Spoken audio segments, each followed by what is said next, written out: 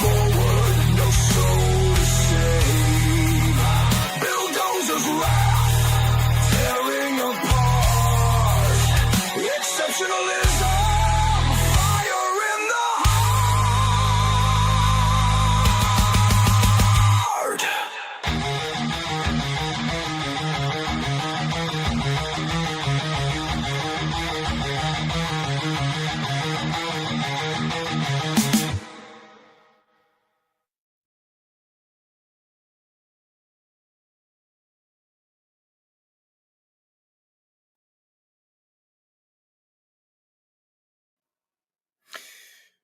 Good evening, everybody.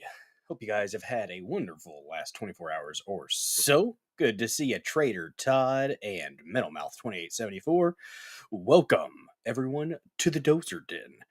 If you have not smashed that like button yet, go ahead and do me a favor real quick and smash the hell out of that like button, guys. Thump the like button, caress the like button, whisper sweet nothings into that like button's ear, and give it all you got. Guys, what's up, Yanni Fangs? Guys, it is the 100th episode of the Dozer Den. Oh my goodness.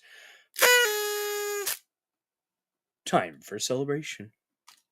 Well, we're not going to get too crazy tonight, as it is a Tuesday night. But, Yanni Fangs, I speak Espanol. Espangliol. Yes.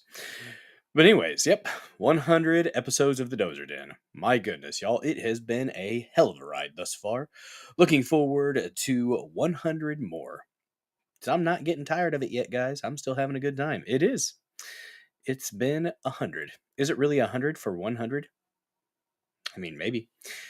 Yep, it's been 100 episodes of the Dozer Den. I had about 40 or 50 standalone videos before I started streaming, but I think it's a pretty decent milestone to hit 100 live streams. So thank you, everybody who continues to come back to this show. I really do appreciate that, and appreciate all the support in whatever way you may be able to support this channel. Liking the stream, liking the channel, following Bulldozer74, sharing this stream out with your loved ones, your ex-girlfriends, boyfriends, these are them friends. I'm not judging. Just keep the animals and the children out of it, and we'll be just fine. Keep it consensual behind closed doors, and have yourself a good time. Yeah, it's 100 days in office. Yep, apparently it's the same day. I know he had a rally earlier celebrating it, so I'm guessing it was today. It might have been yesterday, but no, I mean, he was celebrating the 100 days, so I figured, hey, first 100 days, everybody else is talking about the first 100 days, and this is the 100th stream. I found that somewhat serendipitous, everyone. Somewhat serendipitous. If you disagree, well, too bad. I thought it kind of meshed well. But yeah, 100 first days of this second Trump administration. It's a pretty good day. Pretty good day, y'all. Oh, update. Stepfather. They got from the looks of it, they got all the cancer off of his nose, so that's good. Yeah, it was Mama Dozer's birthday today, so Lady Dozer and I called her earlier and wished her a happy birthday. Got to pick something up real quick. We called Mama Dozer and sang happy birthday to her. She really likes that. She says that's all she wants, so that's what we do. But yeah, seems like it is the first 100 days for Trump. But that is the first topic that we'll talk about. Trump's first 100 days. I'll give my grade. I've been saying it in some of the chats around the interwebs. You know, we've got an article from Fox News, which the thing that I like about... What's up, Miss Minnie Mel? Good to see ya. That's right. Hell yeah. Reposting, guys. It's free. Liking, free. Following, also free. All those things that Metalmouth2874 has mentioned. All free, guys. Reposting on Rumble. It's a pretty cool thing. You do have to leave a comment in there. And I'm not saying you have to be nice, but you have to say something. Call me a fag for all I care. You do you. Help spread the word of the Dozer Den so that we may welcome more killdozers here into the fold, to the army. Currently metaphorical. It's going to stay that way, Fed Boys. And tonight, we did not forget to put Bobble Trump, one of the most excellent bobbleheads in the world, Bobble Trump. his Let's Go Brandon FJB Sash, and of course he's embracing Old Glory. What's up, Harry Toe, over there on YouTube? Guys, we are currently streaming to Rumble X, because we're X streamers. The DozerDen.locals.com. Join for $5 a month to the DozerDen.locals.com. And when you do that, you will be able to participate in the live chat there and post in the community. If you have something interesting that you want to share with the rest of the Killdozers over there, there you go, Harry Toe, too. Thank you. Oh my goodness, we got a gifted sub from Yanni Fangs. Thank you so much for that, man. Look at that. Miss Minnie Mel. She was the lucky one. Absolutely freaking great. Thank you so much for the support. Look at you, Yanni Fangs, doing what makes the kids happy. Yanni Fangs. Man. Oh, to all my monthly subscribers, thank you so much for the support. I think we've got 7 or 8 on Rumble of monthly subscribers, and then we have 2, Sanglant and Neurodivergent one, are paying members in the locals community, spreading that red rash. Guys, when you are either gifted a sub or you choose to be a monthly supporter and subscribe to Bulldozer74, you will get access to a plethora of amazing, wonderful, stupendous emotes. Some animated, some not. They're great, guys. A lot of emotes there. And your name and your comments will be lit up in the most beautiful shade of MAGA red. They call it the Rumble Rash. The only treatment is America. That's right. What's up, Sam Duty? Good to see you.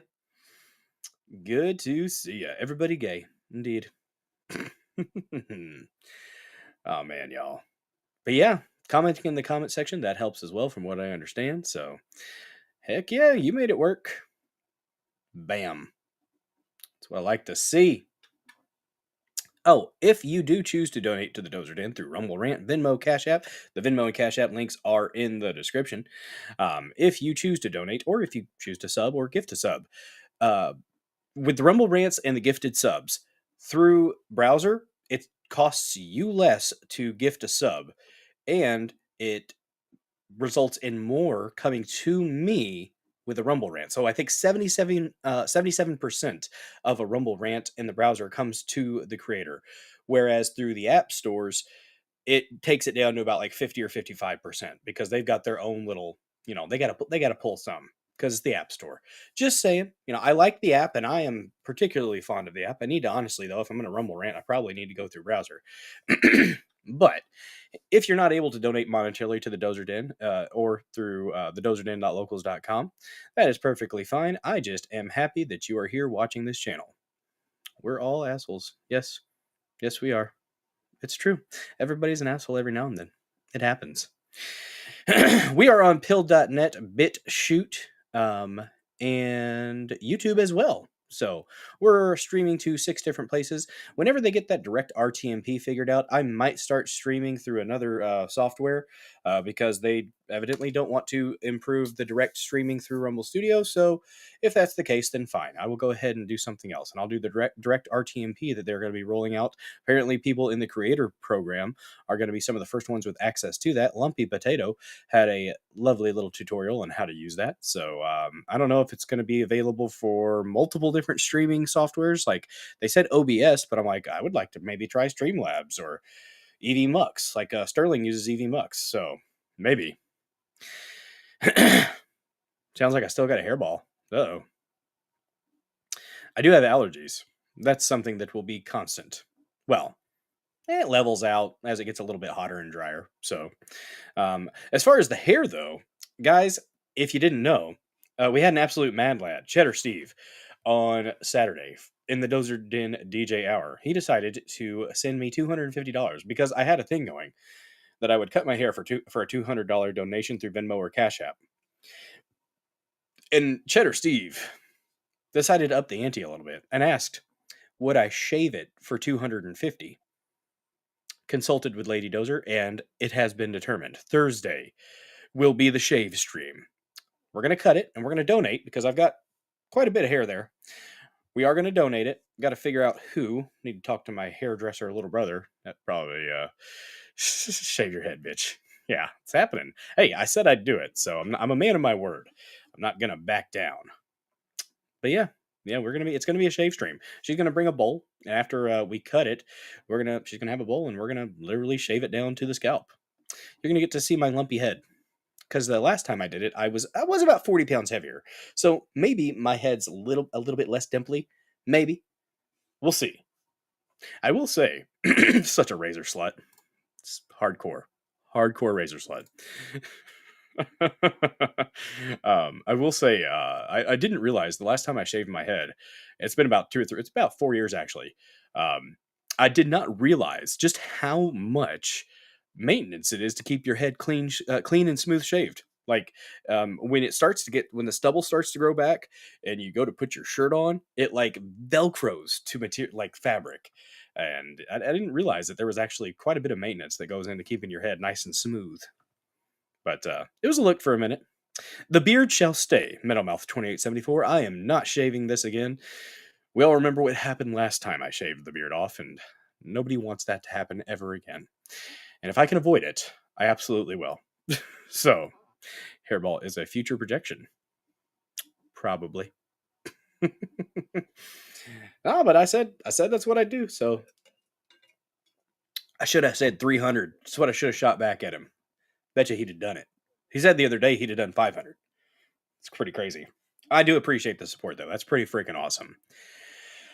All the support is definitely helpful, y'all. Every couple weeks with like the Rumble rants and stuff like that, very, very helpful. Helps pay a bill here, bill there, pay for some food, some groceries, or some gas, definitely helps. Need some hairs on that noggin somewhere. It'll grow back fairly quick. Typically, what I used to do when I cut my hair, I had a 1, 2, 3 fade up.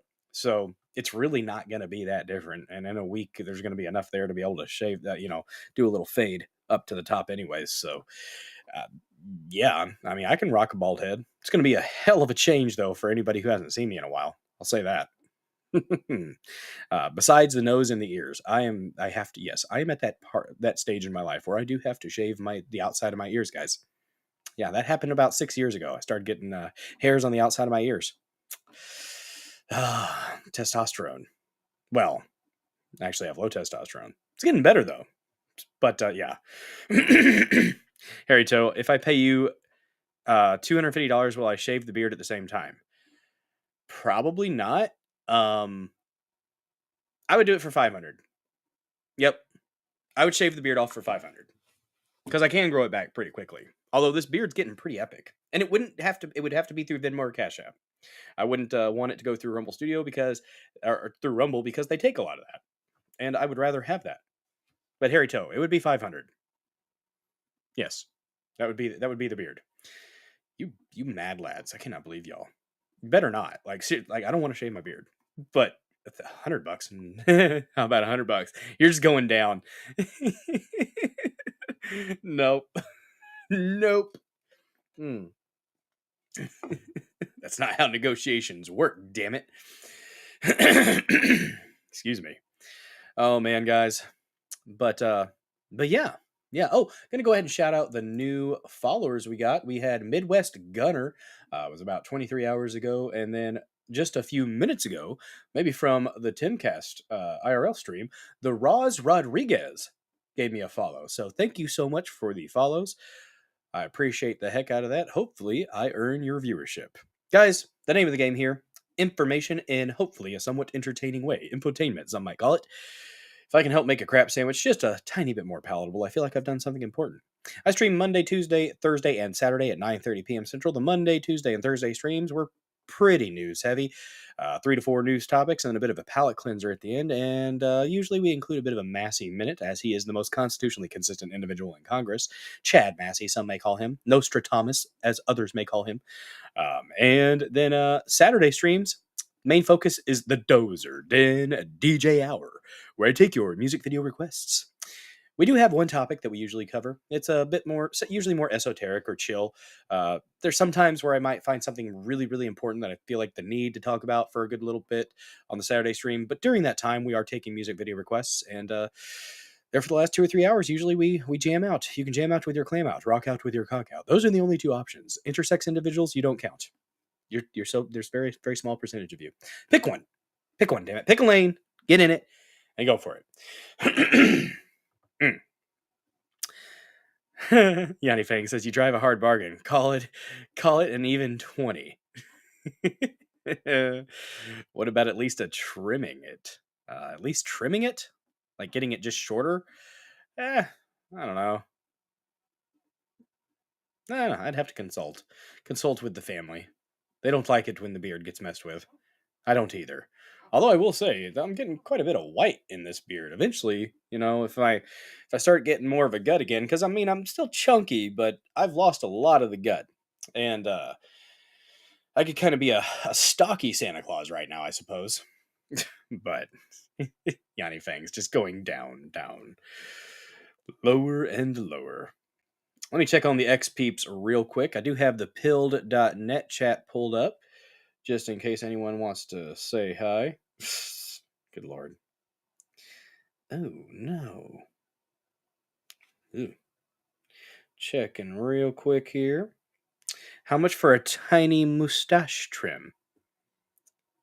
You mean like the Germany tiny stash trim? Like to make it just is that what you're saying, Harry Totu? Or just trimming up the mustache to where it's shorter? Like maybe like a little bit of the Wolverine look. The no stash, but you got the yeah, his kind of goes up to here and then it stops, and then right here is gone. So bald here, but then I don't know. I don't know. I don't know if hell, Michael Jordan rocked it. Why are you so invested in my mustache, Harry Totu? Is it because the hairs on your toes? Do they have a kinship? They have a vested interest in this? Need clarification on what you mean by tiny mustache. A tiny mustache. Not doing it. So here's what the look would be. Here's what the look would be. I would have a bald head and a mustache man, tiny mustache man thing going on. That's the perfect look, guys. That is the very opening, and it's a welcoming look. Completely shaved head, and a Hitler stash. That's the look for the Dozer Den. By the way, speaking of Dozer Den, I mentioned the shirt thing because a few people have mentioned that they might be interested in shirts, and we do have a t-shirt press here. So we were looking at some logos for like killdozers and stuff like that. She said a bulldozer, and I was like, no. You don't understand, Lady Dozer. It has to be a killdozer. So we were playing around with the idea of maybe making some merch. Doing some shirts and stuff like that, just small, like doing it here in our house. I know people have mentioned Sticker Mule. Some people have like affiliate links or a little orange button. I don't know how they got those. Maybe you have to have 1,000 or more followers. I don't know. Mutton chops and a goatee. I've done mutton chops before. It's a thing. It's happened before. But I think we're gonna just rock with the beard that we've got right now. I might trim it up a little bit on the sides, but yeah, we'll probably just rock with the current beard. Excuse me. But yeah, guys, 100 streams down. Should we take a look at one of my... Y'all want to see my first video I've ever put on here? I think we should try. We should just look at the way the presentation has changed. Let me see. Let me check real quick. Oh my goodness. I'm glad we've met all our metrics for the creator program this month. That's good. That means I'll be able to be auto-enrolled into the next month. Really looking forward to seeing if I've we'll get a decent little chunk of change or something at the end of the month. Let me scroll through these a little bit here. We'll do over to here. 1 to 100. Bam. Oh, a porn stash. A little bit like an Ian Carroll stash. Dude's mustache is amazing. I will say that.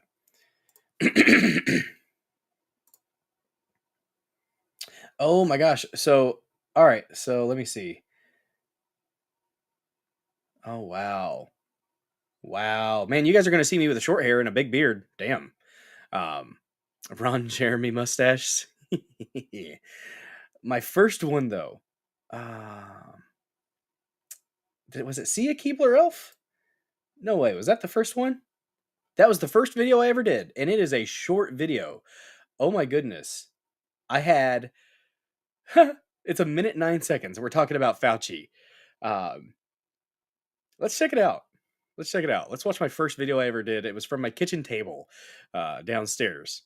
Let's check it out, guys. Let's see the progress we've made from the first video I ever did. This isn't a live stream, but it was just the first little video I ever really did and put out there. So this was 2 years ago that I started making content, just standalone videos here and there. But let's take a look. Just a short little clip here. God, that was in the middle of the summer too, probably. I was dark. Let's check it out. And this one, I definitely had my shirt off for this, and the left has left reality. Ooh, profound. And like, look at this. I went from 35 views, 32 views, 37 views, 42, and then bam with 1,171. And then it kind of just hovered around 1,000, pretty much for each thing that I put out. But you've never seen any of my standalone videos. Well, they're actually worth a watch. They're pretty informative, a little bit more professional in my presentation, I would say, than the live stream. I get more relaxed and more conversational in the live streams. But let's check out this first one here. First video I ever did. See ya, Keebler Elf. Oh, I'll like it. Very serious. Look at that. That is the freaking, look at that. That is the same wristband that is currently on Bobble Trump. I shit you not. What's up, Neurodivergent One? Awesome mod in the chat. Episode 100 of the Dozer Den, Neurodivergent One, and I figured we're doing some nostalgia stuff here. We're looking back at the first standalone video that I put out about 2 years ago. Just a minute. Let's see. This is from my kitchen table with my phone and Raycon earbuds. Probably those are really good earbuds, by the way. I miss those. I need to get them again. So apparently Fauci has decided to announce he will be retiring in December of this year. This is cause for celebration, absolutely. But one thing we have to acknowledge is that his pension is over $400,000 a year, $415,000 a year, I believe. Yeah. Fairly sure that's more than the president makes. Yeah. What's up, PDL37? The Keebler Elf is going to be able to retire very comfortably, even after all the damage he helped facilitate over the past 2.5, 3 years. So, yes, we should celebrate that he is going to be out of the public sphere in an official government capacity, but we also need to be cautious, because oftentimes when people get out of government service, they end up getting up to even more nefarious dealings. So, celebrate, but be cautious. Have a good day, y'all. That was the first video I ever put on Rumble. There you go. Man, that beard was extra fluffy. Okay, I'm almost back to that beard level. We're getting there. A little bit more. Man, I actually, I've lost a little bit of weight since then. Oh, man. Yep, but there that was. Yeah, I was also, my phone also, I am pretty dark when I'm in the middle of the summer. I get real dark. Like I said, there may have been a Latin lover in my grandma's life at some point. I don't know. You actually look and sound younger. Well, it was 2 years ago. Are you talking about now or then? I know I was fatter then. I was about 20 pounds heavier then, probably at that point. Yeah, I was hovering around 30. I was about 270, 260, something like that. I hover around 240 right now, which is about my high school weight. I graduated at 235, 240. But, Mini Dozer is kicking his bed. Oh, man. The first live stream, though. When was my first live stream? Because I was going for a minute. Gosh, I remember recording some of these videos in my car. The standalone videos are interesting. They, we had the Santos sacked. Let's see. That one. Oh, yeah, there's 3 hours. Yep. So we started. When was the first one? Oh, that's going to be way further. Here we go. That would have been my first live stream. Yep, first stream was World War III, Mutant Monkeypox, Senate Loves and Mayorkas, and Furry Supremacy. Yep. And I still have the handy dandy notebook. I've got all of the show notes that I do. This is my planning right here. Handy dandy notebook, guys. Man. Yep. Heck yeah. Neurodivergent one shouting out the king of Biltong, Anton. Guys, sincerely, if you have not tried some of Anton's Biltong, www.biltongusa.com, one of my favorite healthy snack alternatives / meal replacements. Guys, this Biltong, I've said it before, I'll say it again, I'll say it 100 times. It is what beef jerky wishes it could be. It is quite delicious, chock full of protein, creatine, B vitamins, iron, magnesium, zinc, potassium. It does not have added sugar, soy, or gluten, though, or MSG. None of that nonsense. Only delicious, delicious meat.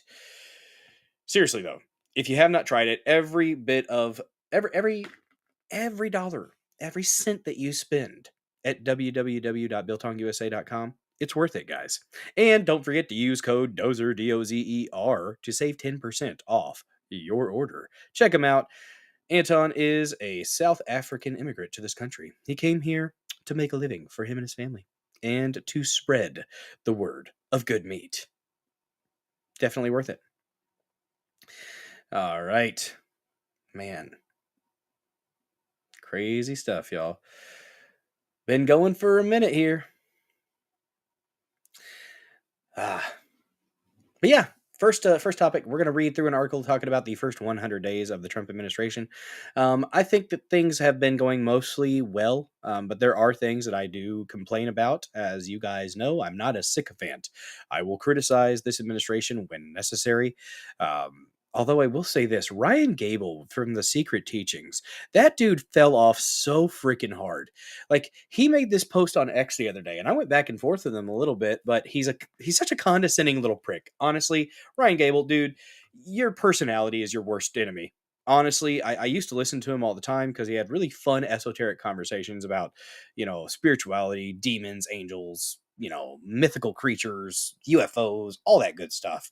And after so many pity parties and just wallowing in his self just loathing and being somewhat of a contrarian, I just decided, you know what, I don't like listening to your show anymore, man. So I just stopped listening. But I went back and saw him on X, and he was saying that anybody who authorized individuals to be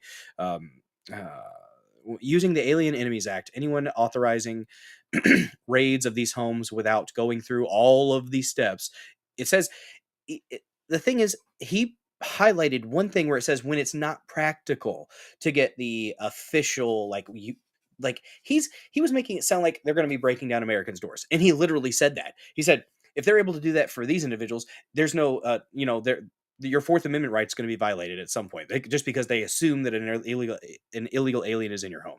I was like, so you're using a slippery slope argument? And he's like, well, that's not what I said. It kind of was, dude. No, illegal aliens don't have a right to privacy. You're here illegally. Yeah, they can bust your door down, and they don't have to go through if it's impractical at that time for I don't know. It kind of sounded like a no-knock raid is what he had issue with. No. How hot is the Reaper Pepper Biltong? Harry Toe 2 knows. I do not. I would like some peri peri. That's what I would like to try. Let me pull up my show here again. That way I got it off to the side here and check on things. You mix it with you mix it with the Wagyu. I've got a pack of the Wagyu downstairs. I was about to open it and bring it upstairs and eat some of that. Oh, by the way, yeah, we won't eat some right now. We'll eat some later because I will get hungry. I had actually mostly meat for dinner. Fried chicken and then some pork loin that my brother-in-law made for the first communion party that we had for my girl. So yeah, move migrants into his house.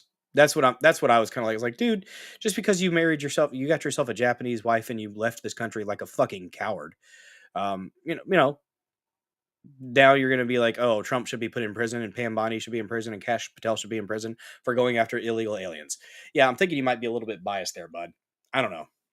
But that just pissed me off. I was like, really, dude? Like, it sucks to see people get so Like, don't get me wrong, I rant and I get grumpy about things, but I generally bounce out of it fairly quickly. I may have a good rant and go off for a minute, but I typically bounce out and I have something, I find a strength-based perspective. That's what I try to do anyways. Oh man, it's going to be discontinued. It will melt your face. I've heard it's hot. Bulldozer, contrarian? Never. Well, I'm not. I don't usually try to be a contrarian. But Ryan Gable was definitely being a contrarian. So, yeah, I just will usually call out bullcrap when I see it from whoever it is. I think this administration has been doing pretty damn solid thus far. Oh, you froze. I froze again, huh, JDL37? Am I frozen for anybody else? Let me look real quick. Let me see on my end. No, it's going on my end. I wonder if it's your signal, JDL37. I don't know. Sometimes it seems that Rumble's stream quality is a bit inconsistent at times.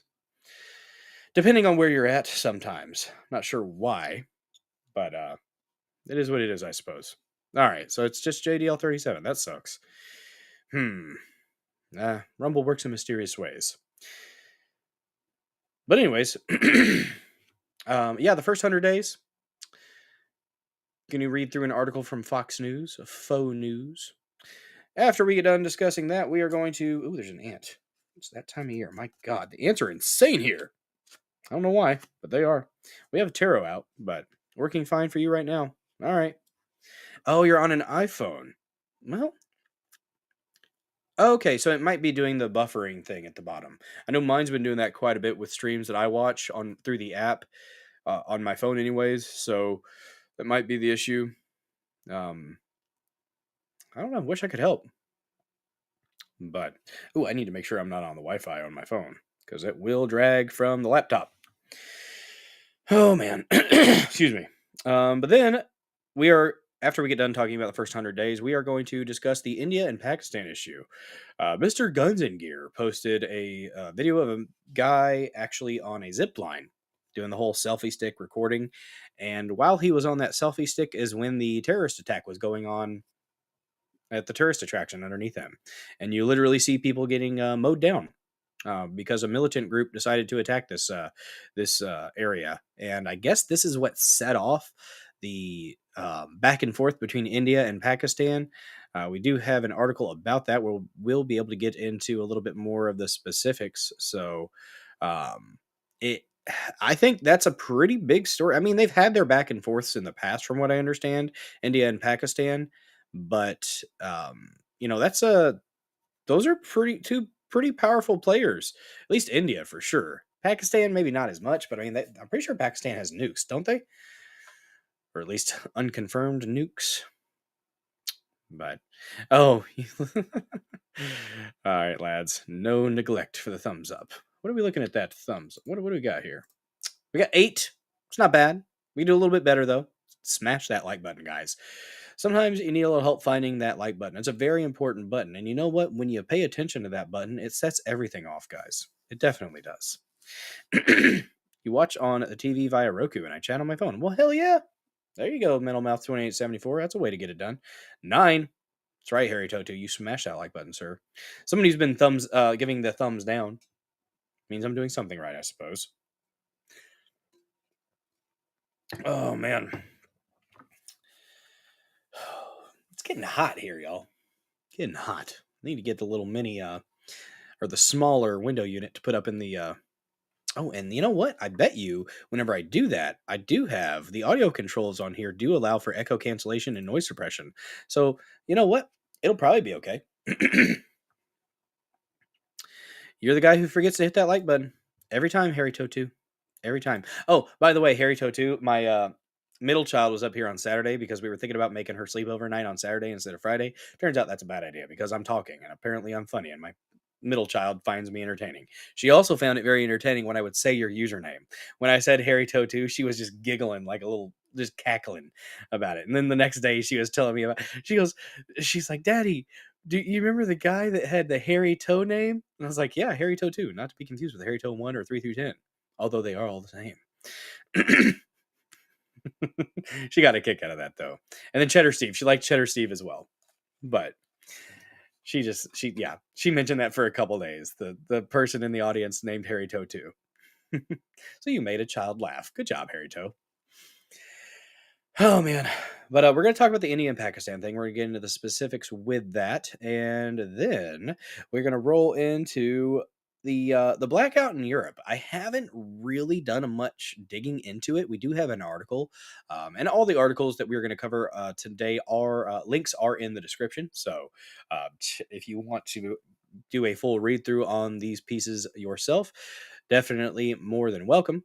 The blackout in Europe is interesting, and I heard somebody doing this doomsday kind of report or prophecy or something like that, prediction that on the 30th there was going to be a giant uh you know attack on the internet or attack on infrastructure. I really hope that's not the case because I have a concert to go to tomorrow. I do, and I would really like to go to that. And of course, all of the societal chaos that would erupt from technology disappearing. That would be kind of bad. People would lose their shit. Shove a hole in your wall and stick it in an electrified fan in there. I mean, that's something you could do. There you go, Neuro. Thanks for posting that. The Discord, guys. Join the Discord. We got like 30 or something people over there. Something like that. It's a fun little group of people posting news links, and Metal Mouth posts a lot of news links, and Trisha as well. I actually have Metal Mouth a few streams back. I took one of the articles that you posted and made it part of the show. Actually, it was one of the topics. I forgot what it was though, but it was a good one. We had good discussion about it. Man, 100 streams, y'all. Feels good. Feels good. Last topic after we discussed the blackouts. Discord is the place to be when Bill Dozer's not streaming. Fair enough. It's a pretty solid little spot. I try to post memes there. I post some fishing stuff whenever I do get to go fishing. By the way, we are going to do some actual fishing streams at some point. I've got the tripod back. I've got got an earbud that does okay for the most part, and as long as I can find a place with decent enough signal, we will try to make it happen. Damn it! Might have to go out to a place where I caught those big bass and actually set it up when I don't have a bunch of kids with me. So I figured it might be a little bit chaotic if I tried to do it with all the kids out there. We had 3 kids out there. So I don't really like putting kids on the internet if I can avoid it. So especially as I started to get a little bit older, little guy, mini Dozer, he's a baby. Not too much of an impact there. Although my oldest girl, the eldest Dozer offspring, she said the other day that she really wants to be a YouTuber or a live streamer. And I was like, that's sweet. And, she was asking about, setting up. She drew a picture. She drew me a picture of how she wants her stream set up. Like her desk, where the camera's going to be. Her camera's going to be off to the side instead of straight in front of her. And she would be like, she would want to do playing like video games and stuff like that, like the Roblox or Minecraft or Dress to Impress. That's the one she likes. She really likes playing Dress to Impress, and she said she would want to stream. And she had me. She was talking about wanting it. She wouldn't put her face on there. It would be like an avatar type of thing. And so I said, hey, I could probably use Grok. Give me some ideas of what you want your avatar to look like. And I bet you I can get Grok to give us a good example of, what you're kind of wanting. And sure enough, actually found one that she really, really liked. So if she does want to do that at some point, hey, I'm not going to hinder her creativity. But I understand that letting your kid get on the internet in that way can be a risk. I would be right there by her if she was doing that. And it would be very, very limited, in that. So that's kind of cool though. But very, very, very like hesitant about letting her get on the internet at 9 years old. So probably not going to happen for a while. Maybe when she gets a little bit older, it could happen, but it depends. Depends on what she wants to do. So, but yeah, the palette cleanser side topic, not really politics, sciencey topic actually. Google's quantum chip has apparently solved one of the biggest problems that would have taken all the other computers 10 septillion or something, septillion years to cover, or 100 September, something like that. An insane amount of time for all the other computers on the planet. And this Google quantum chip apparently solved the problem in like 5 or 6 minutes, and apparently proved, quote unquote, that we're in a multiverse. I tend to favor that idea that we do have a multiverse. That's kind of my thought. But this is just pure speculation. And my thought is it kind of goes with time.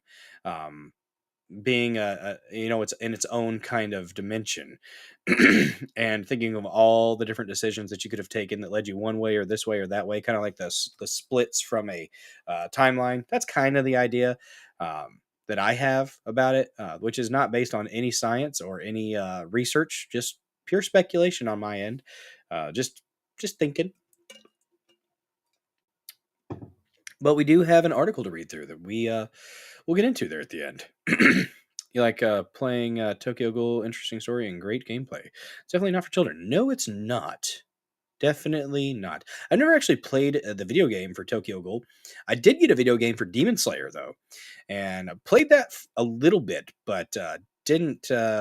I lose interest in video games really quick, unless it's something that really, really pulls me in, like Kingdom Hearts. The Kingdom Hearts series, it has had its hooks in me since 2008 or so, and yeah, I actually have a Kingdom Hearts tattoo on my calf. So, yep. The chat on the screen's frozen. Well, that's not good. Son of a biscuit. It sure is.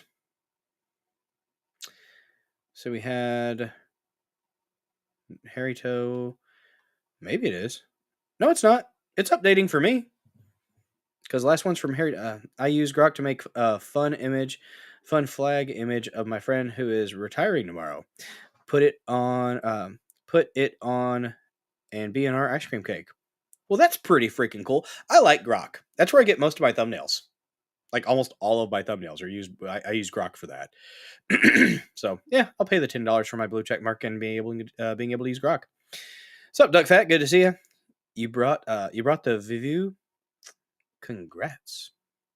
Well, thank you so freaking much, Duck Fat. Appreciate you. We are at 100 streams. Yes, indeed.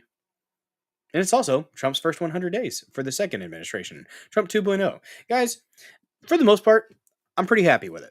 But there are things that could be improved. It kind of depends on just how much Pam Bondi opens her fucking mouth. Honestly, if she would interview less, I would be a lot happier. And if she would just focus on sitting at her desk and doing work, that would make me a lot happier MAGA supporter. But I think Pam Bondi might be she might be a bad actor. I don't know for sure, but she might be a bad actor who is trying to sabotage this administration. With that Epstein bullcrap that they did, that is absolutely freaking awful. What they did with that, it almost... She said...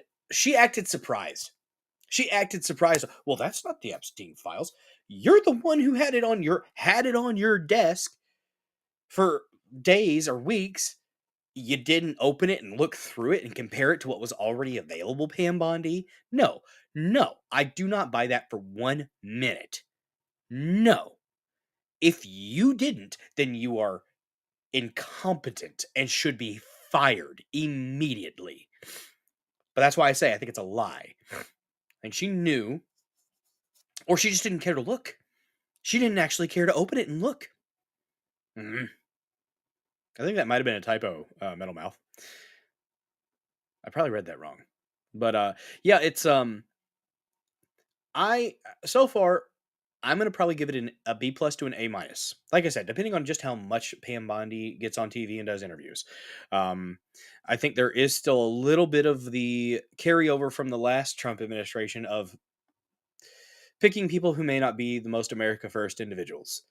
Now, I'm not saying it's as bad as it was the first time. He's learned his lesson in a decent way. But you're fine with Pam Bondi if she has a team going deep. I don't know Harry Totu. I hope that's the case. But that Epstein thing that she did, that was inexcusable. That was horrible. And I hope Trump talked to her about that. I really do. And I hope she does have people going deep. I trust Cash Patel far more than I do Pam Bondi. Pam Bondi is a fucking gun grabber. Supports the red flag laws. At least she used to. And I don't know. I don't know.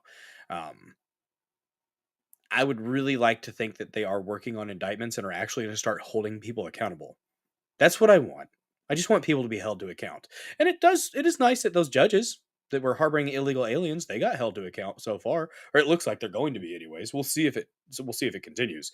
But so Jana K, good to see you. Not a Bondi fan. Marco Rubio is, who I'm surprised with. He's turned out to be a good pick. Rubio, I don't trust any politician, by the way.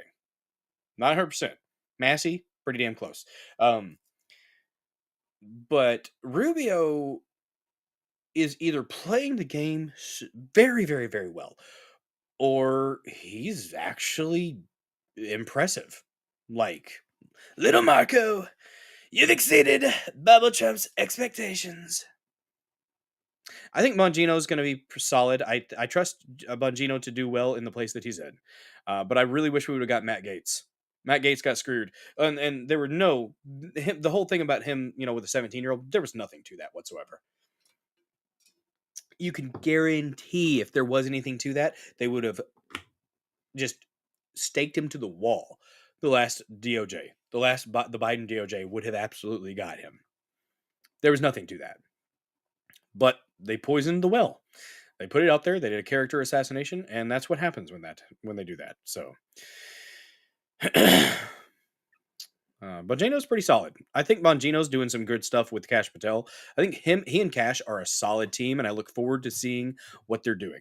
I still don't understand the Steve Jensen appointment to the DC field office. I don't get that, unless keep your enemies close type of mentality. Because that dude was viciously after Certification Day 2021 participants. So, what's up, Red Delta? Good to see ya. Yeah, Gaetz, we definitely needed Gaetz. And I don't know about you all, but I don't watch Matt Gaetz' show. I just don't. It's not something that I seek out. The few clips that I've seen, he's pretty damn solid. I like his commentary, but it's just something that I don't seek out. Maybe it's because I'm, busy with life and kids and all that other stuff. So there's only so much content I can consume, and I do consume quite a bit. But yeah, we needed Gaetz. We did. But what the hell is the Vouv? Is it Vouv or Vouvet? I don't know what this is. I'm very confused. Oh, champagne. Oh, I'm uncultured. I am but a humble redneck. Oh yeah, I definitely. Harry Toe, you said Bongini. Typos are fun. Yeah, Matt Gaetz would have been wearing orange if that was true. There was never anything behind those. Guarantee you there was nothing to it. Like I said, if they could have, they would have. They went after Trump for saying things. They went after Trump for things he didn't do and got convictions because New York and, bah. A little bit of champagne. But yeah, I'll give it a B+ to an A-. Mostly A-, but it dips into B+ whenever I see some swamp creatures being involved, like who is it? Mike Waltz. I don't like him being there. I still don't trust Pam Bondi. She's not my ideal. But maybe she'll prove me wrong, and I really hope she does. I'm hopeful that I will be proven my cynicism will be canceled out by results. That's what I'm hoping for. And I mean, the JFK stuff, like that was supposed to be released in full, and they say they've released it all, and I guess they did release some more, and you just would have to go through all the archives and find all the little bits and pieces. With the JFK stuff though, we're never going to get that whole picture. They've been deleting stuff and getting rid of burning stuff since that happened. So we will never get the full picture of the JFK stuff. Still haven't heard much on the RFK Sr. and MLK files, though. That's interesting. And the Epstein files, they are reworking that, I suppose. And my thing is, with that stuff, I do want them to keep it on the DL as far as specifics with who they're going after and how they're going after them. Oh my goodness gracious, Beyond Formal has raided the stream. Thank you so much for the raid, Beyond Formal. Appreciate you. Good to see you. Giggity, giggity. Giggity! Hi, y'all. How you doing? What's up, Lindy Rig? Guys, I will be on with Lindy Rig Saturday at 7 o'clock. Is that right? 7 o'clock Central, Lindy Rig? And he has graciously moved his show a little bit earlier so that I can hang out with him for a couple hours before starting the Dozer Den DJ Hour stream. What's up, Beyond Formal? Beyond Formal, do I follow you? Let me check real quick. Yep, I'm following you. Thank you so much for the raid. Much appreciated. Oh, that's not what I wanted. Boom. Guys, if you are coming over from Beyond Formal, don't forget to smash that like button. Give it a good thumping. Have your way with the like button. Guys, in the old days of Rumble, that thumbs up used to be a plus sign. We affectionately refer to it as the plussy. You could smash the plussy, pound the plussy, wreck that plussy. Sometimes you gotta grab them by the plussy. They let you, it's consensual. Just locker room talk, right? Manly catapults were being raided. Absolutely. Nordstream did not commit suicide. Absolutely. Absolutely. Thank you so much for the raid and for smashing that like button, Beyond Formal. Much appreciated, sir. Guys, if you haven't followed Beyond Formal yet, go ahead and follow. There you go. Neurodivergent one knew exactly where I was going. Coming in clutch with that link for fellow creators. Guys, rising tides lifts all ships. And one of the great things about Rumble, I will say this, even some of the, it doesn't matter how small of a channel you have. There are some huge creators on here that will help lift you up and help support you and give you advice and guidance. And that is so freaking cool and something that I don't see on YouTube. I have had some decent outreach on pill.net from like the admins and stuff like that, but not really other creators on pill.net. Pill.net is a little bit inconsistent with its not inconsistent, it just does a lot of updates, but I definitely don't see it on YouTube. BitChute, I just recently discovered that I could live stream there. By the way, let me check on the BitChute crowd, see if anybody's in the live over there. We currently have 10 subscribers on BitChute, only 37 on 37 on YouTube, but I'm more focused on Rumble, X, and the dozerden.locals.com, to be honest. Hey, what is up, Therapy Range? Good to see ya. Guys, if you haven't followed Paul yet, Therapy Range, he does the splody stuff, gun stuff, and live streams. Paul, gonna be joining the Bald Boy crew. Oh, it's a different type of BBC. Uh-oh. We're gonna... The Bald Bros. There we go. On Thursday.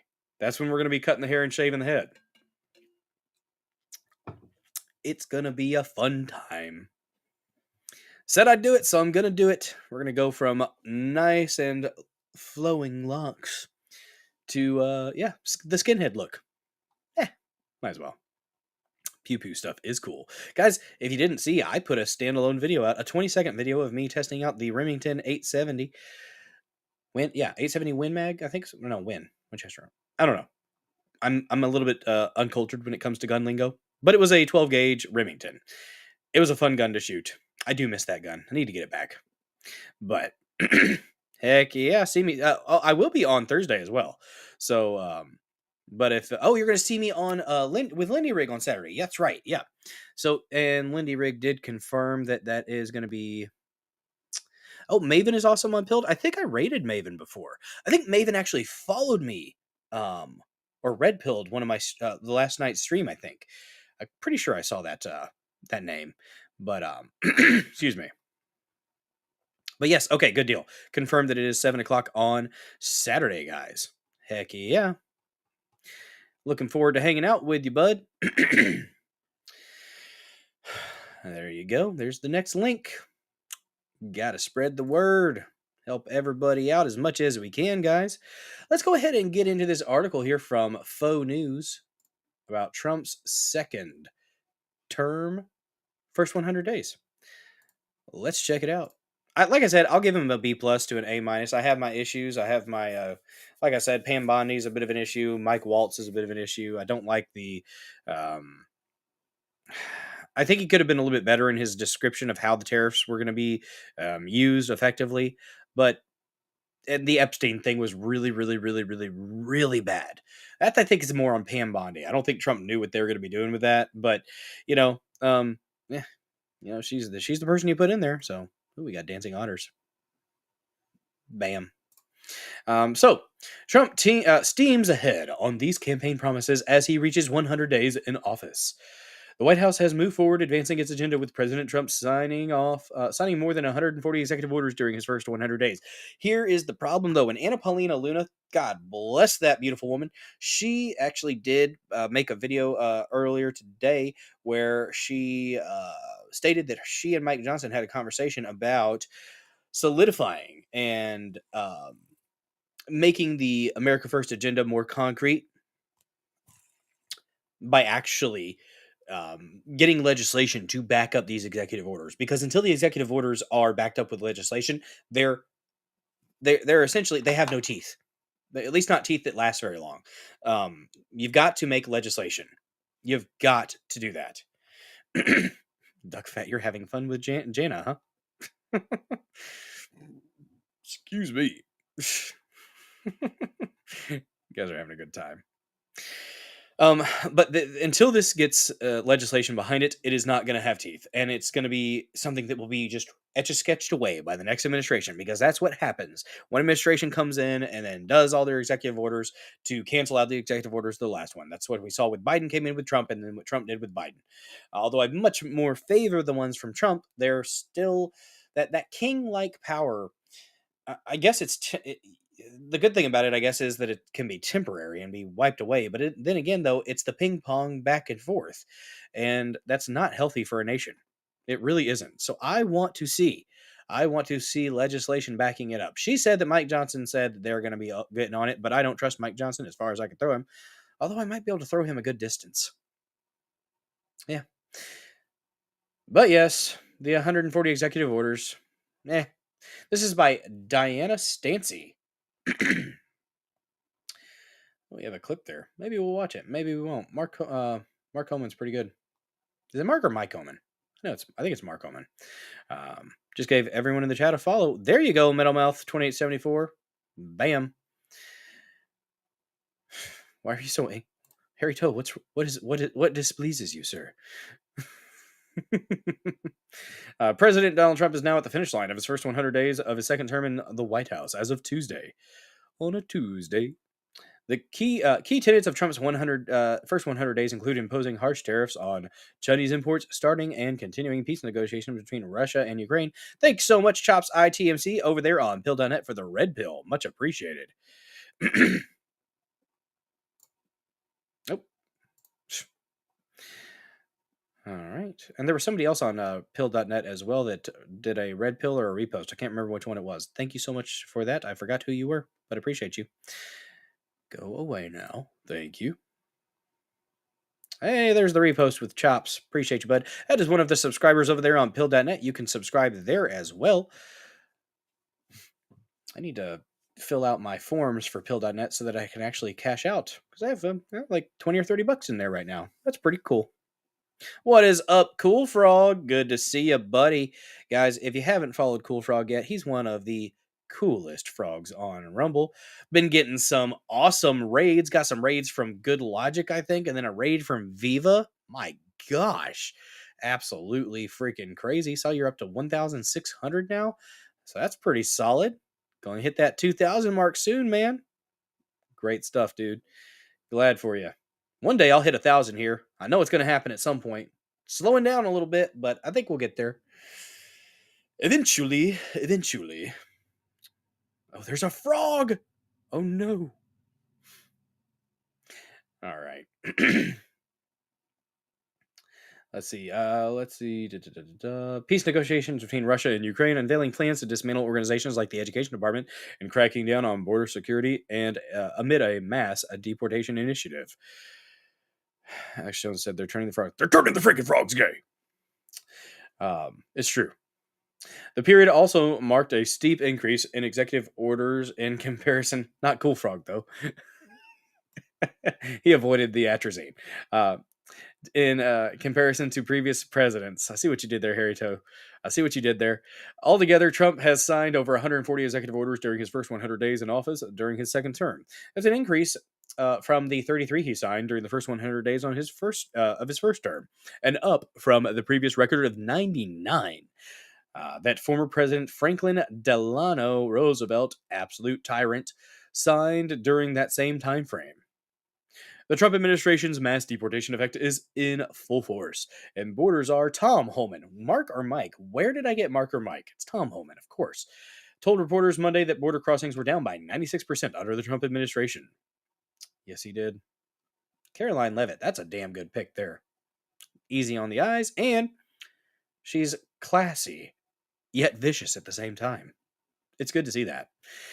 I'm going to go ahead and call tonight. Need to get some sleep. Well, rest well, Metal Mouth 2874. Thank you so much for hanging out here in the Dozer Den. Appreciate you. Chop says, I'm here. I give you permission to now be happy.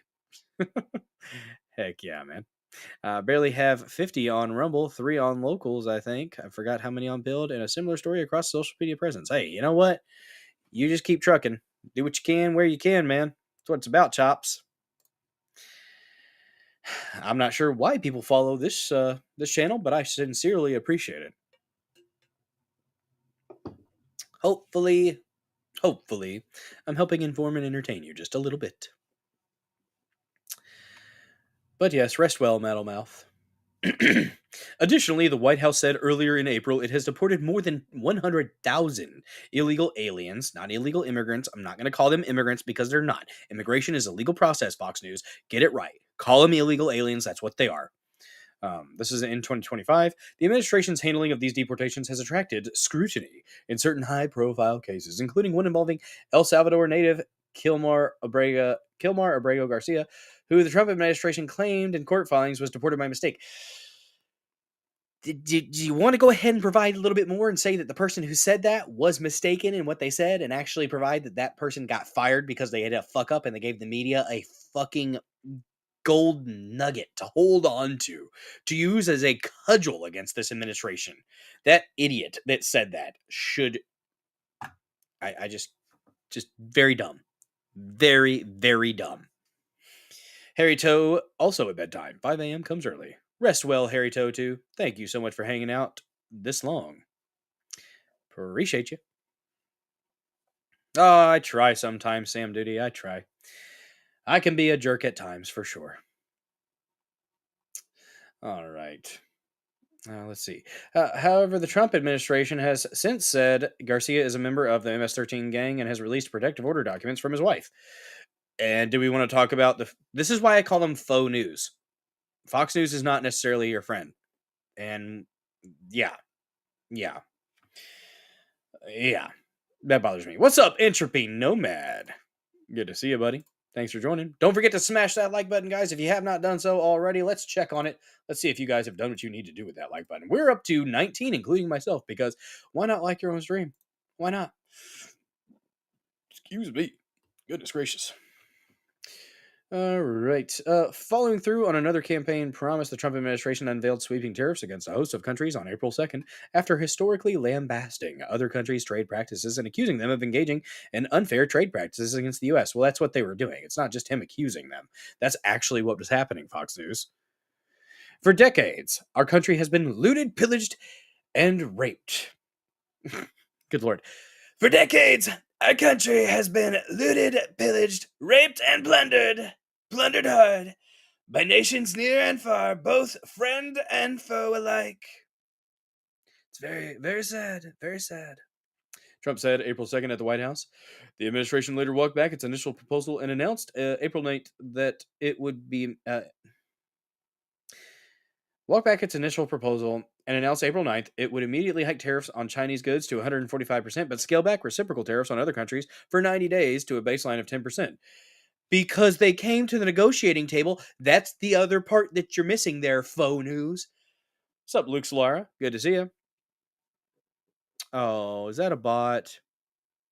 That looks like the... Do not click the link. Do not redeem.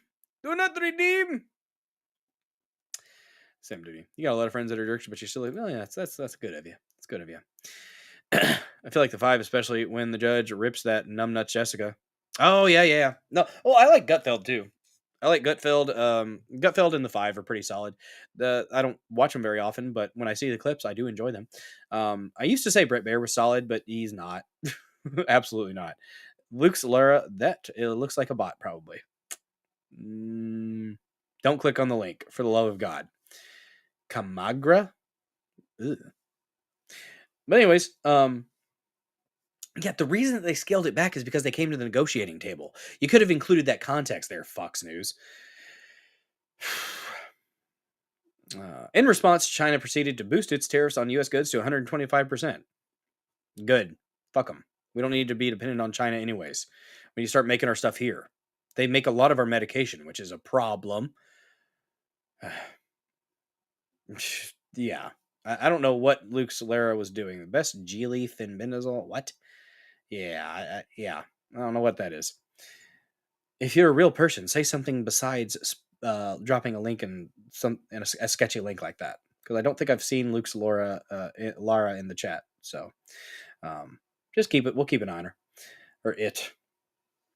Additionally, Trump signed an executive order on March 20th to overhaul the education department, following through on a campaign promise he made to eliminate the federal government's influence over education and stop the abuse of your taxpayer dollars to indoctrinate America's youth. By the way, guys, we went through, Lady Dozer and I went through earlier today, and we set up the stuff to do the homeschooling program. It's and they'll even send you out a loaner computer. That's pretty cool. It's one cool thing with the state of Missouri offers, so that's pretty cool. We're going to be using the K-12 program, so looking forward to it. Looking forward to having them hopefully be able to grow a little bit. So I think we'll get a little bit more growth and fostering of independent thought here in this household than at the public school, honestly. A White House fact sheet on the executive order said that the directive aims to turn over education to families instead of bureaucracies. That's what we're doing. And instructs Education Secretary Linda McMahon to take all necessary steps to facilitate the closure of the Department of Education and return education authority to the states, while continuing to ensure the effective and uninterrupted delivery of services, programs, and benefits on which Americans rely. It's smart. Still, Trump revealed that functions of the department overseeing Pell Grants, student loans, and others that provide services for those with special needs would continue at other agencies. Yes, that's where the left screamed there. They read so hard when it came to this, and they didn't bother to look into the fact that these things were going to continue. Just because you shutter the Department of Education doesn't mean that the Pell Grants and the student loans and the help for kids with special needs wasn't going to continue. But that's the narrative, though. That's what they do. And they don't look into it any further. People on the left, for some reason, they just can't look into things any further. When I see something that makes me go, like, nod my head and like, oh, that's red meat and I love it, I question it because I don't want to be caught looking like a fool. I'm not saying I do it. I'm not perfect. I don't do it every time, but most of the time, if I see something that seems like it's just right up my alley and it's everything I wished it could be, it's usually not. So it's worth kind of checking yourself there. Likewise, Trump has long called for an end to the conflict between Russia and Ukraine and promised to end the conflict between the two within 24 hours during his time on the campaign trail. That is something that he said. And, of course, it was hyperbolic. He didn't actually mean that. JDL 37, yes, I am in Southeast Missouri. Swampeast Missouri, some may call it JDL 37. Yep. Still, he has continued to advance negotiations during his first 100 days in office, including hosting Ukrainian President Vladimir Zelensky to the White House in February. Trump said Sunday he is aiming to end the war in the next 2 weeks or so, and he wants Russian President Vladimir Putin to stop launching strikes against Kyiv. I want him to stop shooting, sit down, and sign a deal. Trump told reporters Sunday on the way back from Italy for Pope Francis's funeral, where he was so disrespectful and wore the blue suit, as did like 15 to 30 other people. Trump told reporters Sunday on the way back so we have the confines of a deal, I believe, and I want him to sign it and be done with it and just go back to life. Live, little Putin, live. But yes, there's the breakdown from Fox News about the first 100 days. I think it's been a fairly decent first 100 days. I'm not, black pilled or anything about some of these things as far as like the you're in Southwest Missouri. Okay. Gotcha. The Springfield, Joplin area, maybe. You don't have to say that, but Missouri's a pretty solid little place. I like it. Don't know about this new governor, although he was the lieutenant governor under Kehoe, so or under Parsons. So I'm not sure why Kehoe is coming in and being like trying to shake things up in some ways. I really don't understand that, but you do you, bro. Like you were in the last administration when certain things were done, so I don't know why you're trying to do the same things. But it's early. We'll see. We shall see. Let's see. So we have since we're on Trump here. Like I said, I'll give Trump an A- for the most part. B+ to A- for the most part. Could be better, but just 100 days in, I'm willing to give him more time, and we'll see. I suppose I'm not going to be black-pilled about it. I'm going to be optimistic and hope that the indictments are coming. I think it was Mike Davis recently said that the prosecutions are going to be coming. We'll see them. All right, man. I hope you're right. I do hope you're right. One of the things that has been pretty great, though, is seeing this administration absolutely destroy the media. And here's the good old God Emperor himself doing it to ABC News' face. Do you think the reputation of the United States has gone down under your presidency? No, I think it's gone way up, and I think we're a respected country again. We were laughed at all over the world. We had a president that couldn't walk up a flight of stairs, couldn't walk down a flight of stairs, couldn't walk across the stage without falling. We had a president that was grossly incompetent. You knew it, I knew it, and everybody knew it, but you guys didn't want to write it because you're fake news. Yeah. All right. Thank you. And by the way, ABC is one of the worst. I have to be honest with you. Thank you. Do you think He the said, reputation thank of the you. United He States... said, "Thank you, sir. May I have another?" What's up, Mabel? Good to see you. Appreciate you hanging out for a minute here in the Dozer Den and smashing that thumbs up button. God, you love to see it. Oh, look, guys, it's the Maryland dad. What's up, Packers 412 over there on pill.net with the red pill. Much appreciated. Look at that. He's just and a repost. Thank you. Look at that. Just a Maryland dad, guys. Disney. It's Disney Plus. we mentioned do not redeem a second ago. I know we're squirreling a little bit here, but I had my post here. This guy is filing articles of impeachment, like official articles of impeachment against Trump. And I'm not trying to be a jerk here, but I don't think this guy is this guy an American citizen? I don't think you have to be an American citizen to serve in Congress. You should probably be a native-born American citizen to serve in Congress. I don't think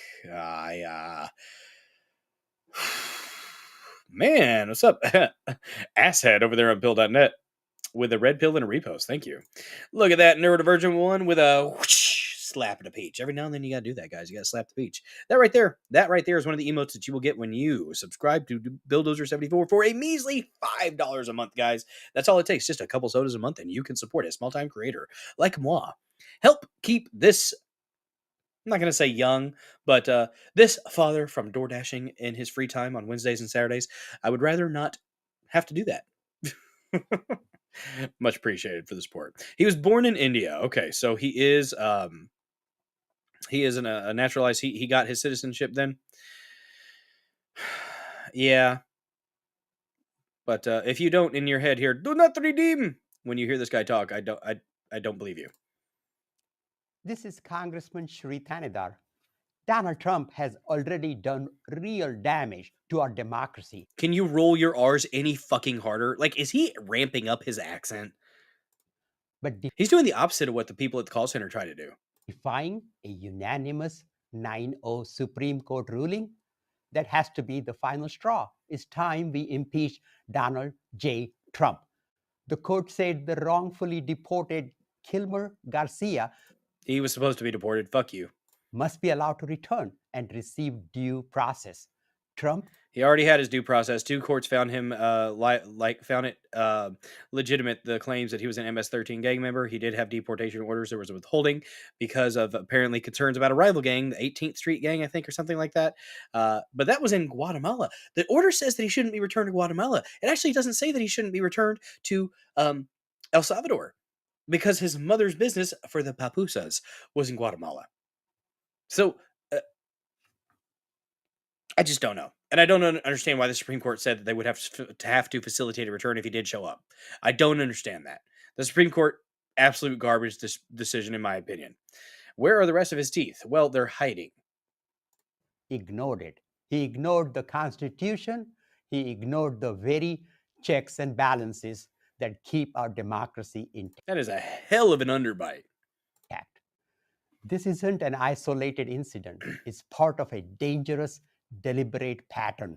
That's why today I introduced a resolution to impeach Donald J. Trump, outlining 7 articles of impeachment.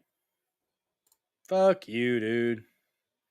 And the thing is, like, when Marjorie Taylor Greene and other people introduced articles of impeachment against Biden, they had actual merit to them, but there was no chance that anything was going to be done. So it was largely performative, and honestly, it was kind of annoying because yes, the articles he should be impeached. Biden should have been impeached and removed. They could have used the 25th. I mean, but nothing was ever going to be done. They didn't have enough people in the Senate to actually convict. So, yeah. Yeah, JDL, that's probably accurate. He's looking for the clicks because he's going to be up for re-election. I don't know. I thought about talking about Canada for a minute, but honestly, I mean, I'm sorry, guys. Like, I'm sorry that your population is fucking retarded. And a lot of them, like, their main issue when they were asked, like the boomers up there in Canada, when they were asked their main concern, Donald Trump. It's like, okay, suffer, I suppose. If that's what you want, suffer. To the people who don't want that, maybe, Alberta and like, what was it? Andre or Corbeil in the chat last night was from Alberta and was hoping to be the 51st state. Hey, maybe at some point. What's up, Sertorius at 01? Good to see you. Miss Manuel says,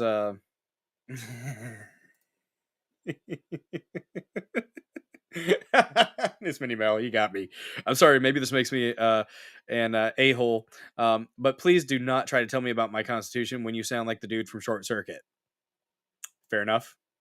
It's fair enough. I think if you're not a natural born citizen, if you weren't born in this country, I don't think you should be serving in government office. I don't think. Here's the thing: you don't even have to be a citizen to be a judge in certain places. There are certain judges that aren't even U.S. citizens. And I would absolutely ask for a different judge in that instance. You can do that. You can fire your judge. It just depends on whether or not you're able to actually make that happen. But if I was stuck with a judge who was not a citizen, I would be, there's no legitimacy to your court. None whatsoever. I don't care how much education you have. I don't care what law school you went to. You're not an American citizen? Fuck off. Now, I guess for judges, if you've become an American citizen and you want to be a judge, I suppose that's okay.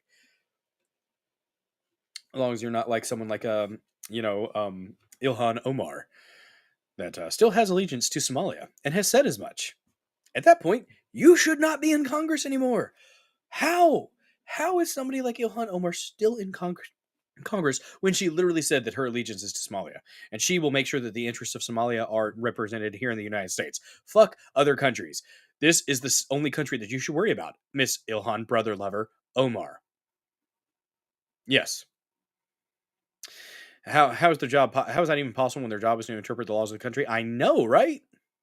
I know. It's crazy shit. I was AFK not finding the clip, but the 10 heart does not talk like that in casual conversation, just like camera on, mask on. He is ramping up his accent. Haha. Chops says he has he's not finding it, but I don't doubt that. It's like whenever Jasmine Crockett, right? That she's faux ratchet. She's not even real ratchet. She's bougie. She's a bougie bitch. So, when I said that she was the most ratchet individual in Congress, I was wrong. She's faking. She's fake ratchet because she's appealing to the lowest denominator, the lowest the sludge of that party. And it's quite disgusting, honestly. And honestly, it's insulting though to the normal folks who might talk a little bit more slang that have a mind, because just because you talk a little bit off, doesn't necessarily mean that you're an idiot. Although I do kind of look down on you if you're speaking Ebonics, just going to be honest with you, especially in a professional setting. When you're in a professional setting, clean it up. If I'm speaking in a professional way, I'm not going to be speaking like my redneck self whenever I've, been drinking a little bit. But make the Great White North great and white again. Whoa.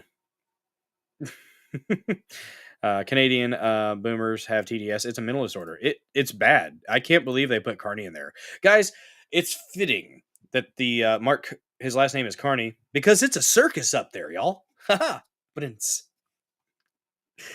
there's a dad joke. It had to happen. Had to. I couldn't help it. Couldn't help it, y'all. We have a real quick, since we've got a real quick clip from one of my spirit animals, Senator John Kennedy.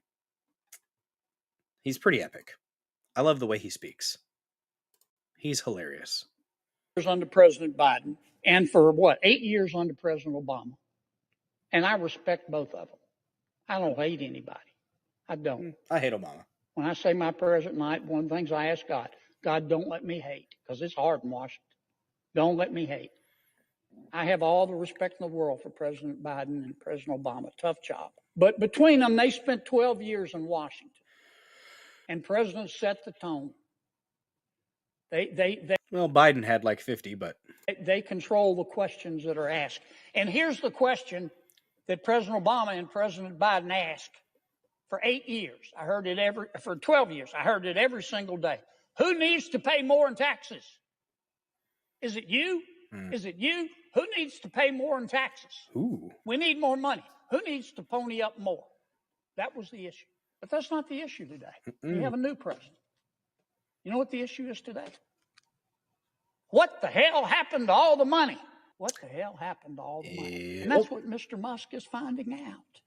That's all this is about. And I'm just shocked that my colleagues have decided that this is a hill they're going to die on. How can you look the American people in the eye and support this kind of waste?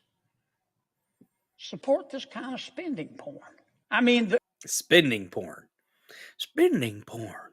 The election to me made at least one thing clear, that the American people are sick and tired of people in Washington denying reality. The last administration tried to convince us that we were living in a crime-free world where inflation was temporary and the border was secure. And the American people didn't buy it. Nope. You know why? Because it wasn't true. And the administration, our last administration, tried to argue that Bidenomics was making our lives better. They did. The American people knew differently. I love the way that man speaks. He's hilarious. Sam Duty saying that he thinks those elections are rigged like ours. I honestly, I don't know. I think that Canadians are so brainwashed that maybe it's like Stockholm syndrome at this point. They had Trudeau, little Castro, for like 12 years or something like that. And maybe that's what they want. Maybe they want to keep taking their beating. Maybe they're masochists at this point. I don't know. What's up, Sanglant86? Good to see you, bud. Don't forget to smash that like button.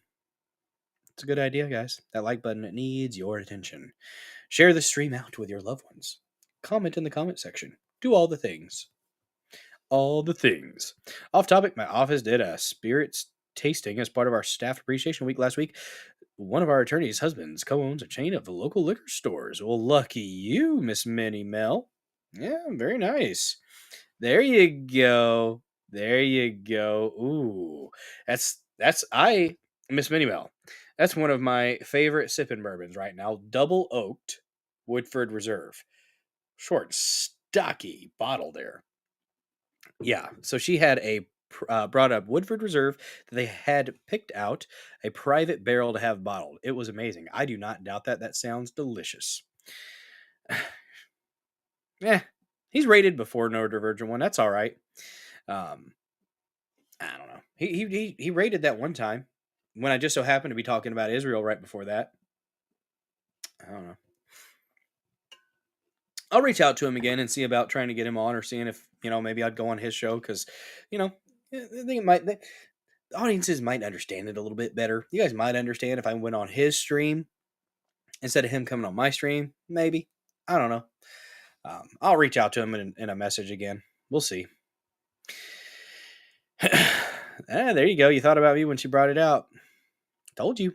You don't want to shoot that. You want to sip that. You gotta enjoy that one. Take your time with it. But yeah, first 100 days, like I said, I'd give this administration a B+ to an A-. I think I would like to see some more movement. I would like at least updates on whether or not indictments are coming. That's what I would like. I would like some updates. But I'm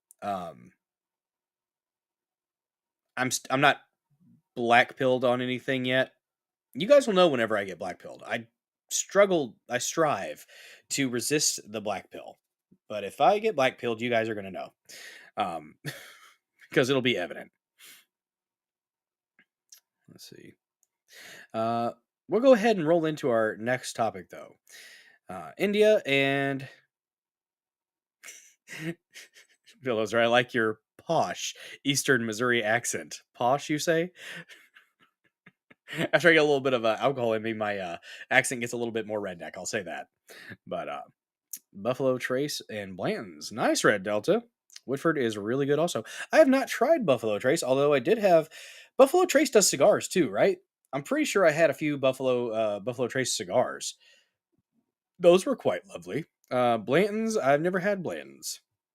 But I did have some Johnny Walker Red the other day, and I was not a fan of that. Not a fan of the Johnny Walker Red. That was nasty. Honestly, it was nasty. But yeah. What did I try?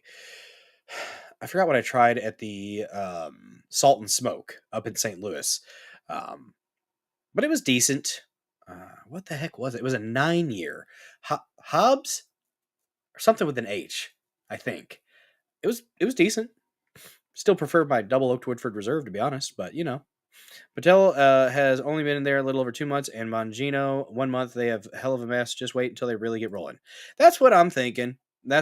Bondi, I don't like Bondi. I don't trust her. She just rubs me the wrong way. Johnny Walker is dead. It's Ryder's tears you're looking for. I got you. Hell yeah. Buffalo Trace Distillery recently flooded. So if you see any of that, buy it. That's good advice. That might be some collectible stuff. Cool. I'll have to see if I can find some. I'm sure there's some at the one of the local stores. But India and Pakistan, that's the next topic we're going to get into here. Looks like there may be a war. They've had skirmishes in the past, guys. But it's been a while from what I understand. And apparently what set this off from what I gather, and maybe we'll see a little bit different or get a little bit more context whenever we read through the article. There was a terrorist attack from a militant group, and it was not good, and it has set things off. But you're from Burbank, California. I'm glad you're here in Missouri. I hope you enjoy this state a little bit better than California. Oh, that's the guys that made Johnny Walkers. Okay. Okay, so Red Delta, you're saying Johnny Walker Blue is good. All right, the red was not good. I just it wasn't my flavor for sure. All good, Mild. All good, man. Guys, if you haven't checked out Mild yet, go ahead and give him a follow, damn it. Guy has fantastic content. I don't get to watch as often as I would like, but he has some really good presentation, cool topics, worth your viewership. Follow Mild. How the heck did I miss you live? Sorry I rated Lauren. That is all good, man. All good. Ooh, keep your eye out for 25-year Eagle Rare. If you can get it for under 500, grab it. Know a guy who will pay out way more. All right. I will definitely shoot. I'm gonna write this shit down. So Buffalo Trace had a flood, and Eagle Rare. I've heard Eagle Rare is delightful. Thanks for the tips, y'all. There you go. There's Mild's link. Thank you, Neurodivergent1. Appreciate you, bud. Check him out, guys. Give him a follow. Rising tides lifts all ships.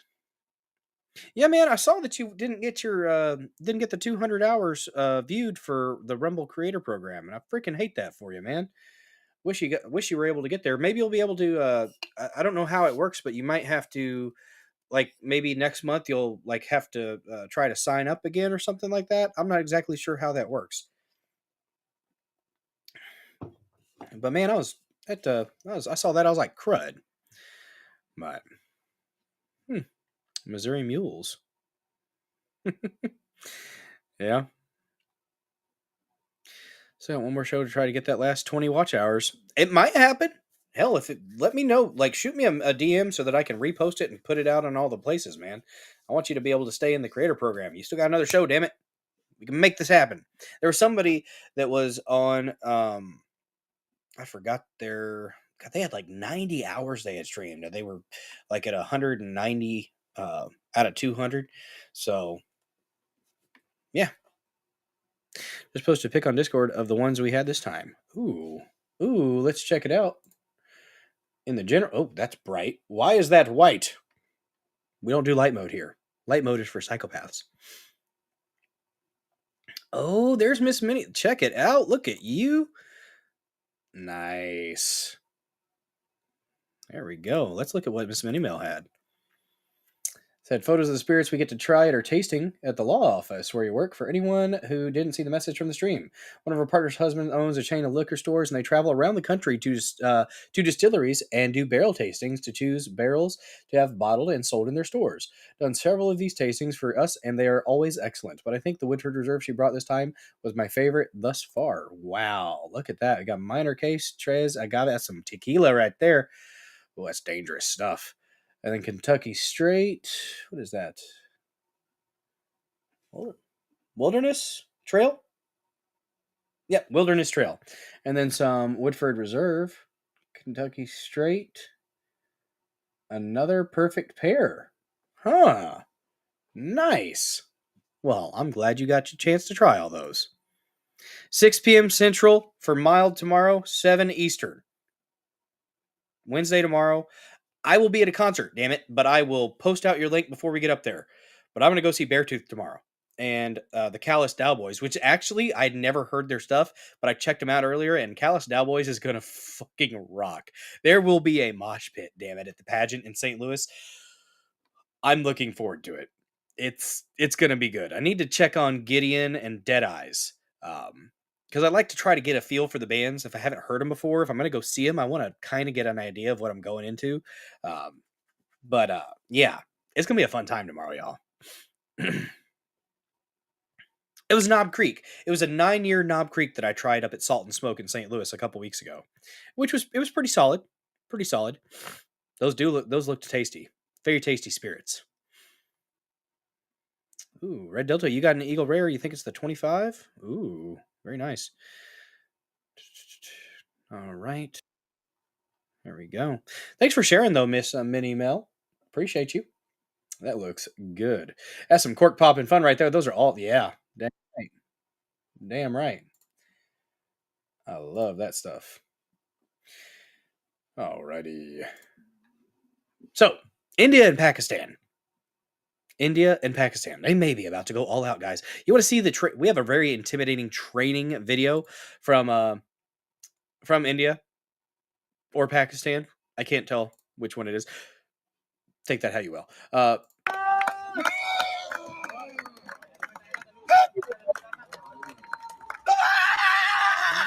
They're training super hard.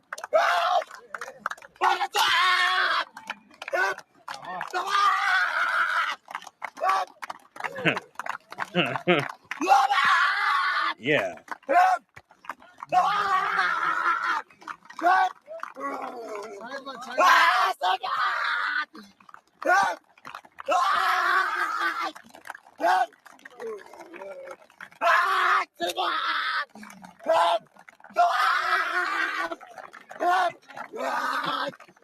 Are you not shaking in your boots right now?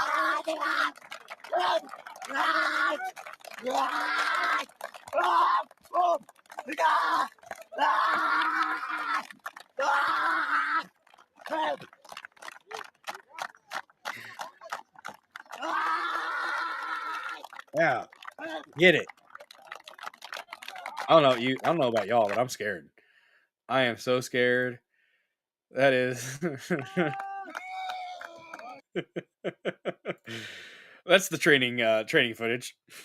I don't think that's parody. They look like they I don't know. I don't know if it's actually India or Pakistan. That was Mr. Guns and Gear posted that.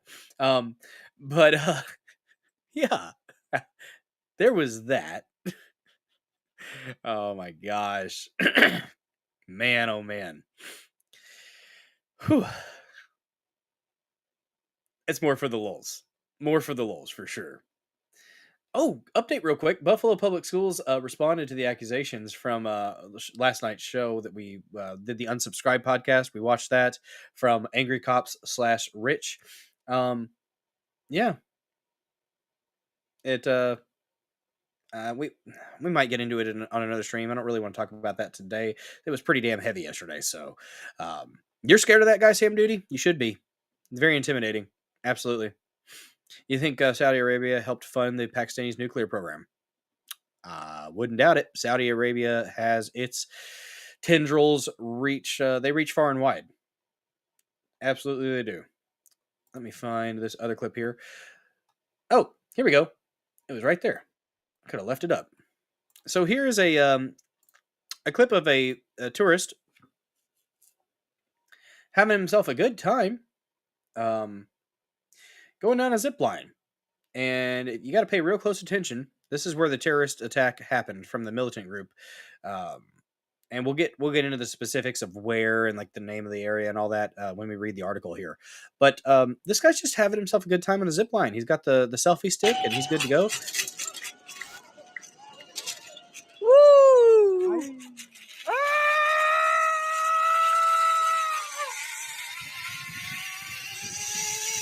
And watch the people. There's the first shot.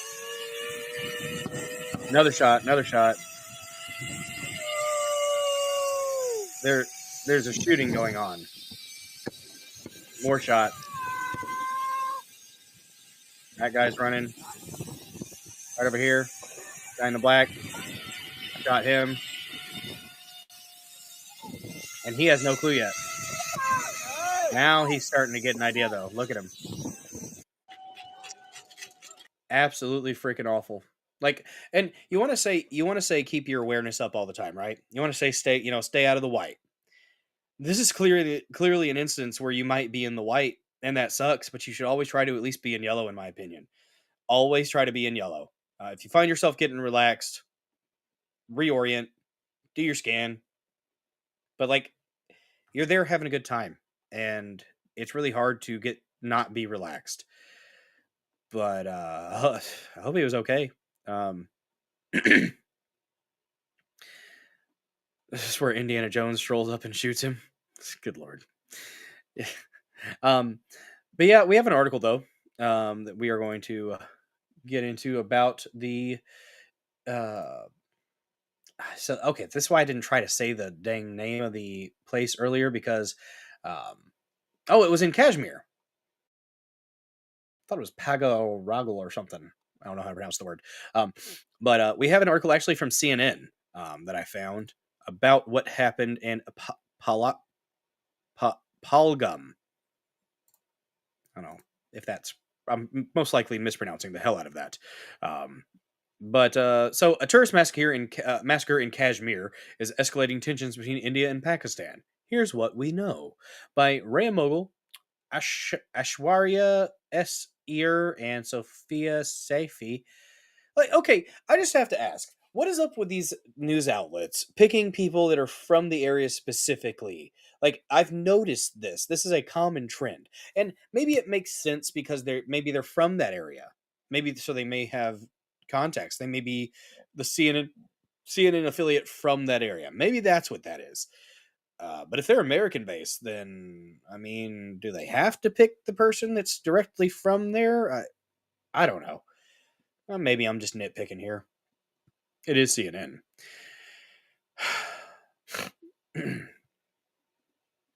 But let's check it out here. Guys, if you haven't smashed that like button yet, go ahead and give it a good thumb. And if you have not followed this channel here on Rumble, Bulldozer74, it's worth following from what I understand. So, a little paranoia is okay. Yeah.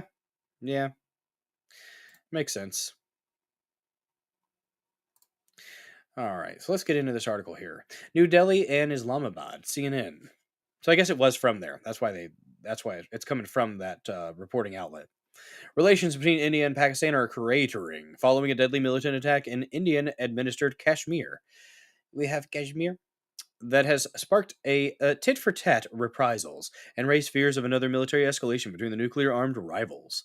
India and Pakistan both control parts of Kashmir, but claim it in full, and have fought 3 wars. 3, count them, over the mountainous territory. In 2019, Indian jets bombed targets inside Pakistan after a cross-border militant attack killed at least 40 Indian paramilitary personnel in its part of Kashmir. Well, that's not good.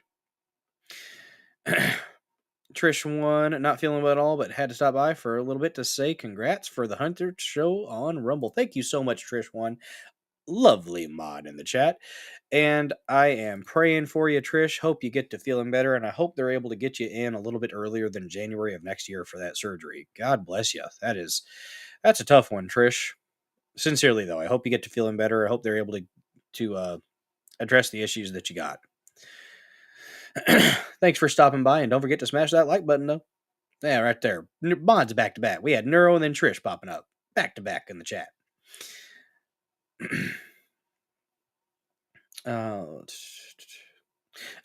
but one of the 26 tourists massacred in the attack on April 22nd were Indian citizens. Dang. 26 people died during that. That's nuts. What's up over there, Rambo and friends? Hello, friends. Hello. Let me get you a sticker. Bam. The stickers, guys. The stickers. Over there on Pill.net. They're fun. That they are. A little slap of the peach from Neurodivergent one. Boom. All right. Let's see here. So, New Delhi swiftly pointed the finger at Pakistan, downgraded ties, and suspended its participation in crucial water-sharing treaty. Pakistan has denied involvement and said that any attempt to stop or divert water belonging to Pakistan would be considered an act of war. As tensions escalate, India's Navy said it launched test missile strikes in a show of strength. There you go, Rambo. I like that. Stealing it. Bam. See, I've got one for that though. Where is it? Give me a second here. There we go. Boom. Stole it. Your sticker is mine.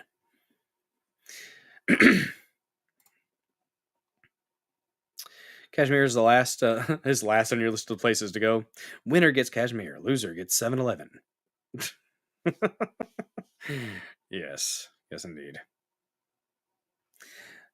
So, as tensions escalate, India's Navy said it launched the test missiles. India's Prime Minister Narendra Modi has vowed to pursue the attackers to the ends of the earth, while the United Nations has called on the neighbors to exercise maximum restraint. Here's what you need to know. What happened in Pahalgam? I think that's how you probably pronounce it. Pahalgam?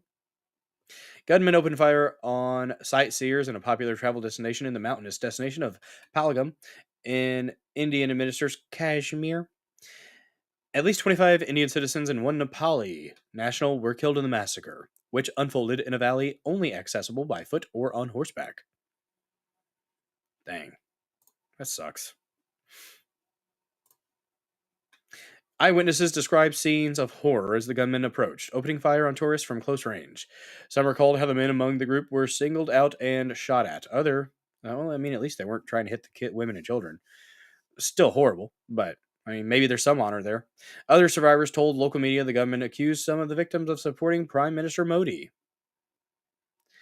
Modi's Hindu nationalist government revoked Muslim-majority Kashmir's constitutional autonomy in 2019, bringing it under the direct control of New Delhi, sparking widespread protests. The Japanese will attack the Punjab to keep the 7-Eleven. Nice. Oh, damn. Things are not looking good there. Insurance company and doctors are pretty much denying me care. That's really awful. Damn.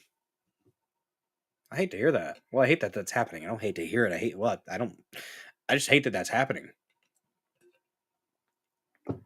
Hopefully you find a resolution.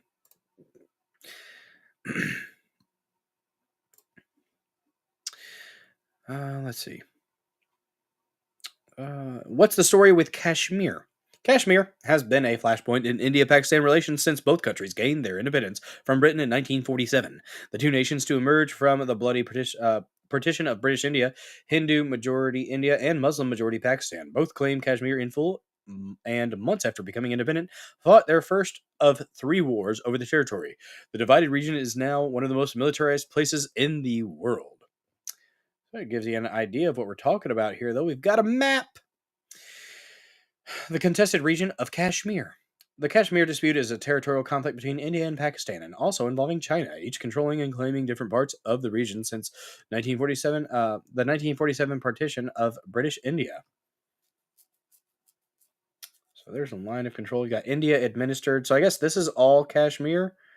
China administered Aksai Chin. Line of actual control. Pakistan administered. Okay, so it's just an area between these 3 countries that people bitch and moan about and decide to claim. So pretty much what's going to have to happen is someone eventually is going to have to just beat the hell out of the other one hard enough to where they're like, okay, fine, you can have it. It's a territorial dispute. Oh my, almost like Russia and Ukraine, a territorial dispute where maybe we need to not be messy. Are we clutching our pearls and going over there right now and saying that we're going to be supporting? I guess it would be India. Are we doing that right now? I don't think so. At least I hope not, because it's none of our business. It's between y'all. For decades, several domestic militant groups demanding either independence for Kashmir or for the area to become part of Pakistan have fought Indian security forces in violence that has killed tens of thousands. Damn. India says those groups are supported by Pakistan, which Islamabad denies. Modi's government has said that that militancy has declined since the revocation of Kashmir's autonomy in 2019. Analysts say the Pahalgam massacre has shattered that message. Who has claimed responsibility? Well, apparently it's not too clear who is responsible for this attack. A relatively new militant outfit called Kashmir Resistance, also known as the Resistance Front, TRF, initially claimed responsibility on social media, but it has reportedly since walked back that claim, according to multiple local media reports. Shopside TMC has a Chinese coworker from that region. Many interesting discussions. I would think so. Sounds like it's quite hectic there. I would not want to be there. CNN could not independently verify the initial claim, nor the subsequent withdrawal, and has reached out to the Indian Army and police in Indian-administered Kashmir for comment. India has classified TRF as a terrorist organization and linked it to the outlawed Islamist group Lashkar-e-Taiba, LET, which was behind the deadly Mumbai attacks in 2008 and has a much higher profile. 2 days after the massacre, police in India-administered Kashmir published notices naming 3 LET suspects allegedly involved in the attack. 2 of the 3 are Pakistani nationals, according to the notices. They did not say how the men were identified. How have India and Pakistan responded? India has a good air force. Really? Yet they do a celebratory dance demonstration of the changing of the guards daily.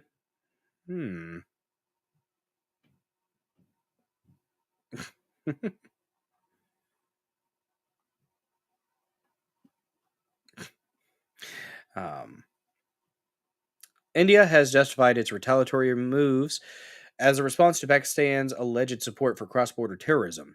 New Delhi has closed a key border crossing and further restricted already limited visas for Pakistani citizens. It also expelled military, naval, and air advisors from the Pakistani High Commission in New Delhi.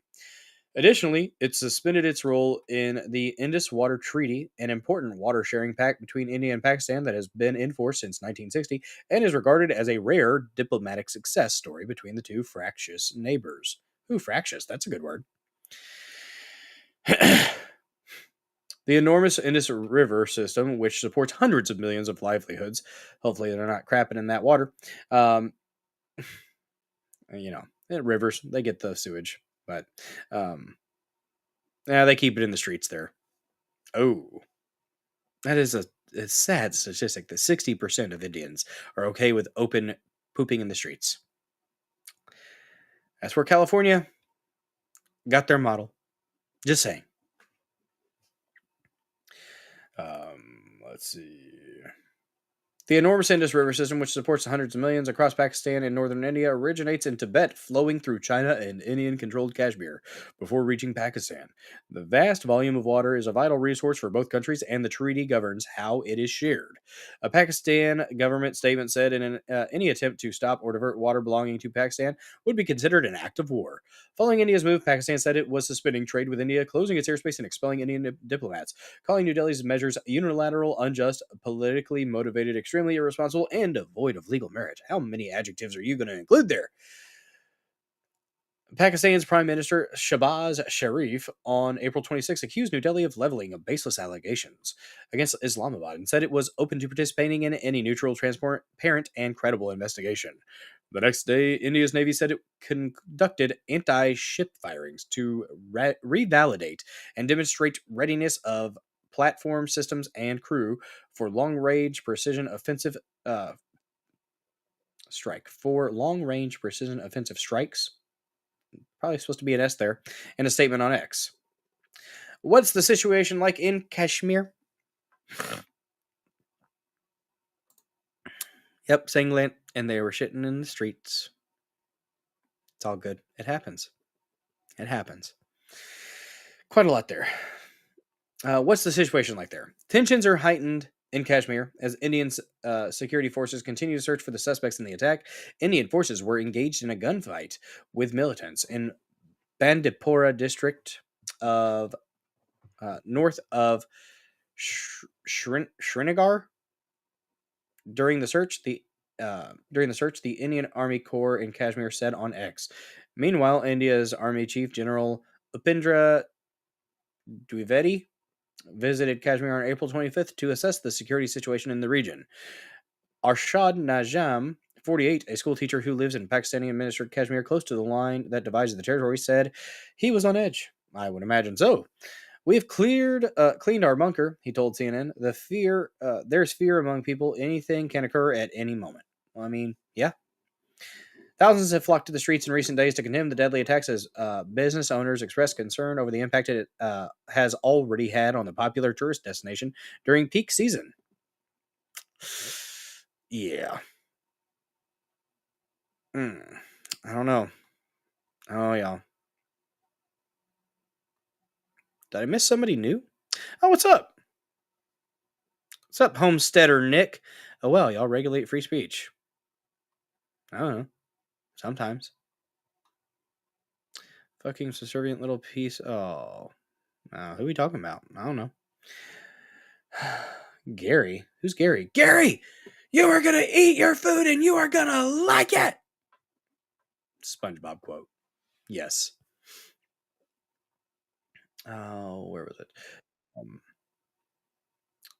We all could not just sit by and watch. We came out to show emotion, solidarity, and condemn the killings, said local resident Umar Nazi Tibetbakan. Meanwhile, anti-Pakistan protests have erupted in India's capital, Delhi. And so wait, is there a Delhi and a New Delhi? Or they just didn't want to include the new there? Is there an old Delhi and a new Delhi? Why, Gary? Why? I didn't delete any comments, so let's see. Sometimes Rumble won't let you post certain things. There are certain things that Rumble won't. And the Rumble does have filters. They do. Yeah, there you go. Hey, what's up, Lord of the Ree? Good to see you, man. Yeah. Calm down, Nick. It's okay.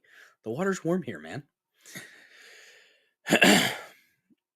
Meanwhile, anti-Pakistan protests have erupted in India's capital and several other cities, citing fears of fueling anti-Kashmiri and anti-Muslim sentiment. What happens next, you all? What happens next? I know you're dying to know. All eyes are now on...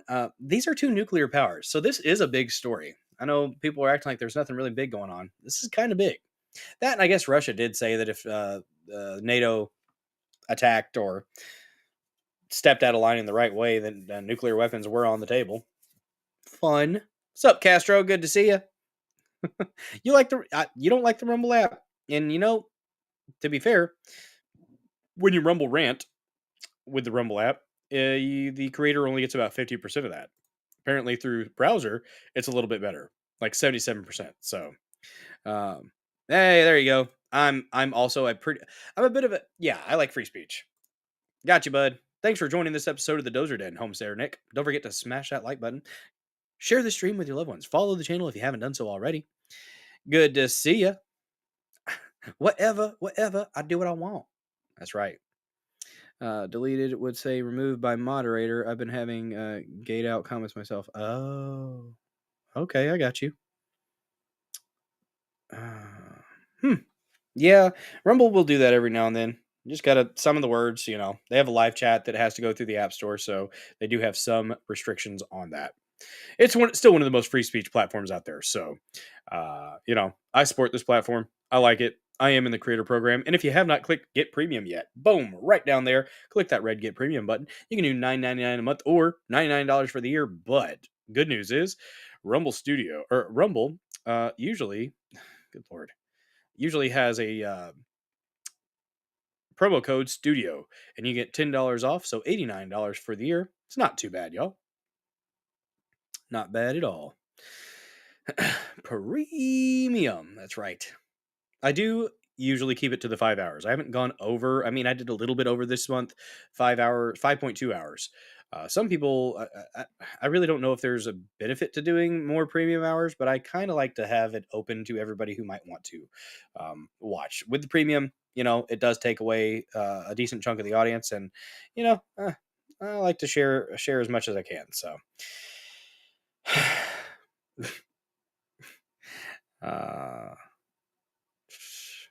Got quacky. Oh my. Pilled has far more free speech and not involved with App Store TOS. Because there's not an app. It's a you can save it to your homepage on your phone or your home screen through your laptop. So yeah, and that's where Gab kind of does the same thing. They're not through an app store, so they say whatever the heck you want. Although, I do have a life outside of the internet, so I do ask that you guys keep that in mind, as I do have my chat on the screen over there. So that is one thing that I will say. But excuse me. Good Lord. Homesteader Nick said, "Fuck it, I'm premium. Lose the freeloaders." Based. I've had premium for over a year, so except for that when I canceled Mug Club because I thought that I was getting double dipped, but that was not the case. I was incorrect. And I had a moment of butthole puckering because you have to have premium to be in the creator program. So I had a day that I didn't have it, and I was just like, am I going to be removed? I don't know. But yeah. Yeah, Rumble has been updating, hopefully for the better. Hopefully they'll make Rumble Studio better and make it so that I can actually share audio through a tab and it not sound like garbage. But I don't get feedback whenever I ask about that. And I will say that kind of bugs me. That needs to get fixed. But no, we have a direct RTMP, a pass-through that we're going to be having now for the creator program. And it's like, that's great that you have the ability to make it still Rumble Studio through other software, but why don't you just fix this software? This is my 100th stream using Rumble Studio software. Direct Rumble Studio. I don't go through OBS. I don't go through any of the others. I am just using straight Rumble Studio. And it usually does what I need it to do. There are a couple things that I don't like. I would like a little bit more customization when it comes to like organizing my soundboard feature in Studio, but yeah.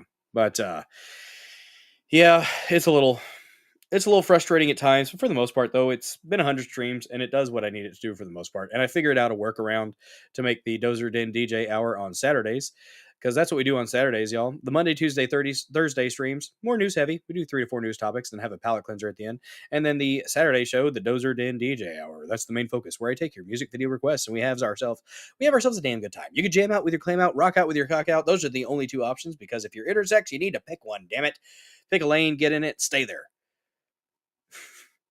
We do usually have at least one topic that we discuss on Saturdays, but the main focus is just a chill stream, a decompress for the end of the week. But, oh man. So what happens next, y'all? All eyes are now on how New Delhi and Islamabad will respond, with analysis fearing the potential for military escalation. Modi will have a very strong, if not irresistible, political compulsion to retaliate with force, said Arzan Terapur, a research scholar from Stanford University Center for International Security and Cooperation. We don't know what that would look like, and it's somewhat meaningless to speculate at this point, but I think the 2019 Blackout crisis provides some cues on what to watch for in India's response, Terapur said, referring to New Delhi's response to a militant attack on Indian troops, which killed at least 40 paramilitary personnel in Indian-administered Kashmir. New Delhi retaliated by launching airstrikes on Pakistan, the first such incursion into its territory since 1971 war between the two. The key question, this was back in 2019, the key question will be, will they seek to impose more meaningful, tangible costs on terrorist groups, including by targeting their leadership or headquarters facilities? Or will India go even further, crossing the threshold to attack the Pakistani army, Terapur said. Apparently, Esha Mitra contributed to the reporting. So there's a bit of a story. I thought that was important. Those are two nuclear powers, and I think when you have two nuclear powers going at each other, I think that is that's decent. That's decent news, honestly. Worth paying attention to, in my opinion. Let's do a before we roll into our next topic. Next topic is going to be about the blackouts in Europe. Let's do a bit of a sidestep here. It's not the Massey Minute necessarily, although we do have a clip that I was going to play from Massey. Actually, let's do the Massey Minute first. Let's get that out the way. Forgot last stream. My bad, y'all. Dude's real talk. My best friend's dad was in the music industry, and when he sleepovers at his house, I'd wake up with Nikki Sixx making banana whiskey smoothies. Well, that's cool, Homesteader Nick. Fascinating. It's a cool experience. I actually do have a quick clip here. We might have played it before, but you know what? It's always good to see Thomas Massey take John Kerry to task.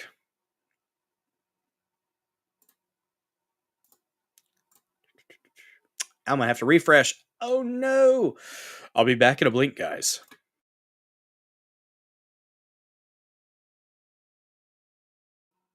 And we're back. Good to see you guys again. Hopefully you didn't miss me too much. Let's go ahead and play this clip here from Chad Massey, Nostradamus, some may call him. Absolutely destroying John Kerry. What's the consensus on parts per million of CO2 in the atmosphere? About 406 today. Okay, 406. Are you aware? 350 being the level that scientists have said is dangerous. Okay, Are you aware? 350 is dangerous. What's up, C-dubs? Are you aware that since mammals have walked the planet, the average has been over 1,000 parts per million? Yeah, but we weren't walking the planet. It's let me just share with you that we now know that definitively at no point during the past 800,000 years has atmospheric CO2 been as high as it is today. The reason you chose 800,000 years ago is because for 200 million years before that, it was greater than it is today. And I'm going to submit for the record. Yeah, but there weren't human beings. I mean, there was a different world, folks. We didn't have 7 million people. So how did it get to 2,000 parts per million if we humans weren't here? Because there were all kinds of geologic events happening on Earth which spewed up. Did geology stop when we got on the planet? Mr. Chairman, this is just not a serious conversation. Because he proved you to be a fucking idiot. Lurch. Your testimony is not serious. I agree. Nah. But I did see this from Thomas Massey. He posted this, and I figured it would be just a fun little thing to watch through here. Um, it's Ron Paul talking about the real ID stuff, and it is important.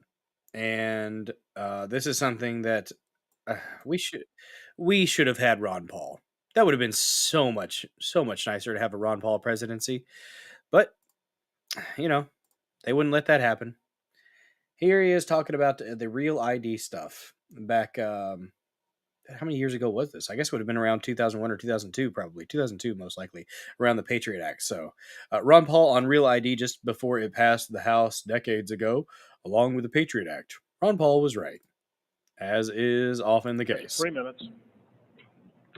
Good to see you, I C-Dubs. thank the gentleman for yielding, and I ask unanimous consent to revise and extend my remarks. Without objection, so ordered.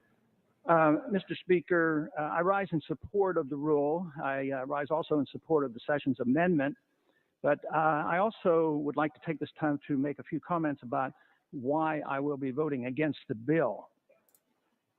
With the utmost sincerity and the deep conviction, I am quite... That's Homesteader Nick talking about the climate, the magnetic shift that's going on, the pole shift. That might be what caused the blackout in Europe. I don't know for sure, but we got an article on it we're going to get into here in a minute. But there's some stuff going on with the magnetic shift, and that could lead to some serious issues. But yeah, I agree, Trish. Kerry sucks. Not a good guy. Confident that this bill, if you vote for it, you will be voting for a national ID card. And I know some will argue against that, and they say this is voluntary, but it really can't be voluntary. If a state opts out, nobody's going to accept their driver's license. So this is not voluntary. Matter of fact, even the House Republican Conference, who sent a statement around and some points about this bill, said the federal government should set standards for the issuance of birth certificates and sources of identification such as driver's licenses. This is nationalization of all identification. It will be the introduction of the notion that we will be carrying our papers. Matter of fact, I think it might even be a little bit worse than just carrying our papers and showing our papers, because in this bill, there are no limitations of the information that may be placed on this identification card. There are minimum standards, but no maximum limitations. And the Secretary of the Department of Homeland Security can add anything it wants.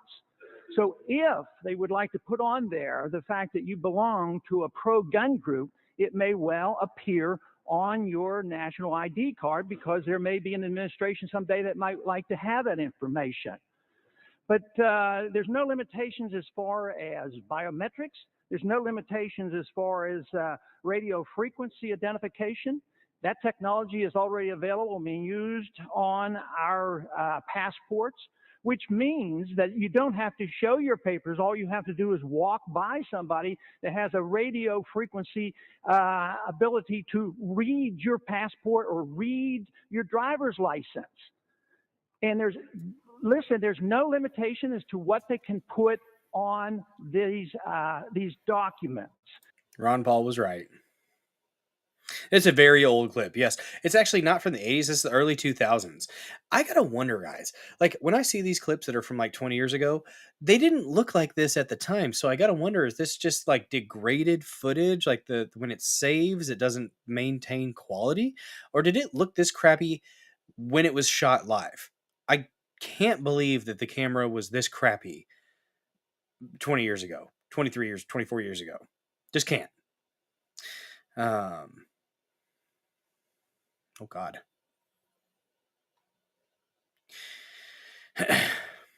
Yeah. Oh, yeah. It definitely looks old. And this bill also allows the definition of terrorism to be redefined. There is no limitations. And, you know, in many ways, I understand how well-intentioned this is. But to me, it's sort of like the gun issue.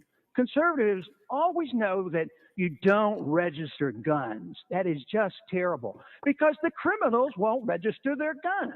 But what are we doing with this bill? We're registering all the American people. And you want to register the criminals and the thugs and the terrorists. Well, why does a terrorist need a driver's license? They can just steal a car or steal an airplane or steal a bus or whatever they want to do. Mm-hmm. So you're registering all the American people because you're looking for a terrorist, and all the terrorist is going to do is avoid the law. But we, the American people, have to obey the law. If we don't, we go to prison. So I rise in strong objection to this bill, and I hope that Fair. there will be a few that will oppose H.R. 418. Thank you. I'm inspired. There you go. Ron Paul spitting facts. Man, we could have had a president, Ron Paul. That would have been great. They won't let that stuff happen, though. They won't let somebody that's that dedicated to actually adhering to the Constitution, they won't let that happen. Can't let that happen. Something we also can't allow to happen. We can't let the infrastructure fail. And it seems like possibly in Europe recently, the infrastructure may have failed just a little bit. There was a bit of a blackout in Spain and Portugal, from what I understand. And when stuff like that happens, it's really bad. If it's a blackout electricity-wise, like full on, there are people that are receiving medical care, and if they don't have backup generators to keep their machines going, they don't make it. And that's sad, but it is the case. And I know Homesteader Nick mentioned a little bit earlier the magnetic pole shift, and that's concerning. That is something that people don't talk about very often. And I mean, I don't have all the information at my fingertips or on the top of my mind, so I don't want to talk about it as if I know exactly what I'm discussing there. I don't want to put my foot in my mouth or speak on something that I'm not that informed on, but I know a little bit about it, and it is worth paying attention to and being aware of, in my opinion. So, yeah, it seems like a naturally occurring event. Every now and then, it just kind of shifts. What is it? They, when you look at the sun's cycles as well, and the cycles of the Earth. I mean, if the Earth's been here, 4.5 billion years, there's been fluctuations and shifts with things like that. So, Simpsons predicting the world ends today. Well, got 16 more minutes for them to be right. Unless you're already on 4:30. Singlant, where are you at? You in Eastern time? We're Central time here. The best time. I see we've got 40 people watching. Let's see what that like button's looking like. 25, not bad. We could do better. We could. Just saying. But I appreciate the support so far. Had a comment there from Salty saying earlier. Good to see. We are still at 869 followers. 69. Giggity. Bam. All right. It's already Wednesday there. Well, I guess we'll see. I guess we shall see. All right. So let's go ahead and get into this discussion about the power outage, the blackout in Spain and Portugal. From the AP, power returns to Spain and Portugal. The outage's cause remains a mystery. The cause of Spain and Portugal's widespread blackouts remained a mystery on Wednesday, with some isolated disruption remaining after power was largely restored. One of Europe's most severe blackouts, grounded flights, paralyzed train systems, disrupted mobile communications, and shut down ATMs across the Iberian Peninsula on Monday. By 11 a.m. on Tuesday, the Spanish electrical system was functioning normally. Electricity, so they went down...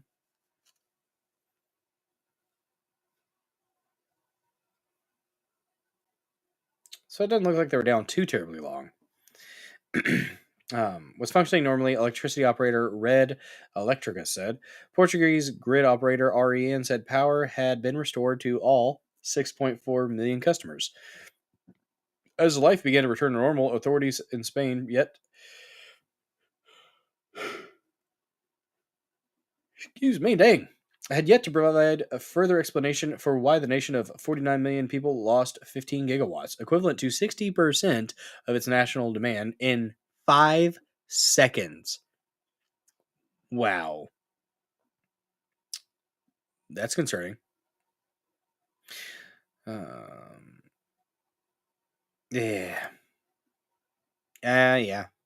Homesteader Nick, if you're new here, I've talked about this quite a bit. I believe that humanity has kind of come and gone in cycles, like a roller coaster. We reach a peak and then we fall off from either a man-made or a natural disaster, cataclysms throughout the eons. And that's why I think that sometimes whenever we see the quote-unquote UFOs, that it might just be ancient Earthlings or other terrestrials, not extraterrestrials. Yeah. If you're not living life like it's precious, I feel sorry for you. Lift something heavy, make use of your time, and lift something fucking heavy. Damn right, Homesteader Nick. I like lifting heavy things. Currently wearing a Deadpool shirt that says Deadlift. Check it out. Boom. It's awesome. It's one of my favorite shirts. Little cartoon Deadpool doing a deadlift. It's only $2.25, but he's a cartoon Deadpool. It's pretty impressive. Oh, she looks very sad. I wonder if that's AI or real. Probably real. That's horrifying, though. Look at that face. Think about that face when you're trying to go to sleep tonight. Yep. Staring into your soul. On Tuesday, Prime Minister's Pedro Sanchez said the... Good Lord, what a stereotypical name. Said the government's priorities were restoring Spain's electrical system and finding the cause of the blackout so that a similar event never takes place again. Deaths are investigated. Spanish news agency EFE reported the authorities were investigating 5 deaths, including 3 members of the same family that could be related to the blackout. The 3 relatives died in Galicia due to possible carbon monoxide inhalation from the generator. Aw. A woman died in Valencia from problems with an oxygen supply machine, and other. See that right there. And another died in a fire caused by a candle in Madrid. EFA said, "That sucks." Lift heavy stone and make head voice quiet. Yes. Yes.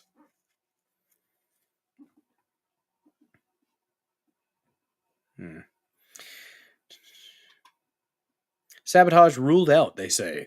Eduardo Prieto, Director of Services for System Operations at Spain's electricity operator, noted 2 steep back-to-back disconnection events before Monday's blackout. He told journalists that more investigation was needed. Spain's meteorological agency, AEMET, said it hadn't detected any unusual meteorological or atmospheric phenomena, and no sudden temperature fluctuations were recorded in its weather stations. I did hear that there was some weird stuff, weird atmospheric stuff going on elsewhere. Maybe it was here, but they're saying that it wasn't. Portugal's national... No. Fuck you. Portugal's National Cybersecurity Center said there was no sign the outage resulted from a cyber attack. Teresa Ribera... Well, yet. You don't know that.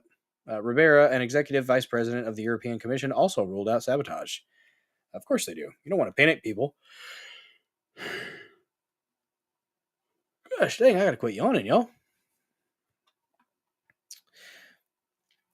Travel and tennis resume. Well, good for them. 22 matches were postponed due to the blackout. Someone advanced to the quarterfinals.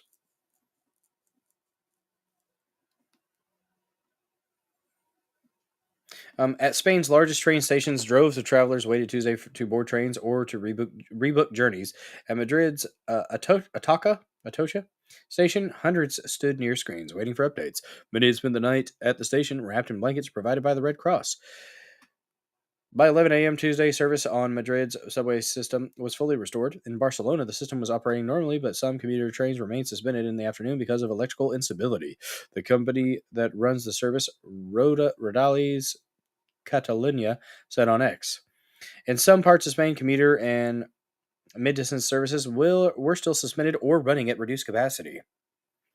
Emergency workers in Spain said they had rescued around 35,000 passengers on Monday stranded along railways and underground. The blackout was especially disruptive to transit systems, turning sports centers, train stations, and airports into makeshift refuges. Ruben Carrion was stranded on a commuter train outside Madrid, but opened a window and walked to the nearest station. He and a friend later spent the night in Atocha station. Sleeping on the floor, hungry, thirsty, and tired, the 24-year-old described his experience in 2 words: pure chaos. Well, damn. There's the update there. Interesting stuff there with that blackout. I don't know. They say it's not sabotage, but the infrastructures are usually not that secure, especially not in this country. And even if it was an attack, would they come out and say it was? Probably not. Probably not. Like the Trump prediction, I'm sure Trump's team saw the episode and recreated it to make a prediction real.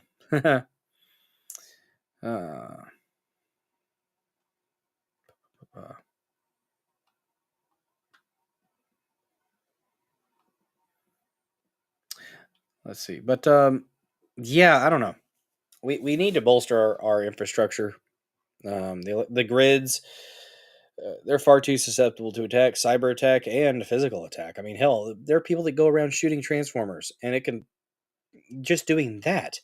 They can take out whole areas of power when they go to these like stations, just shooting at them. And there are people that do this.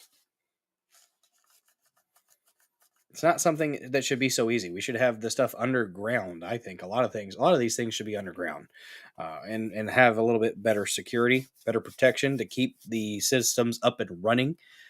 But there are antiquated systems in place for sure. But let me see if I had anything else over here on the blackouts.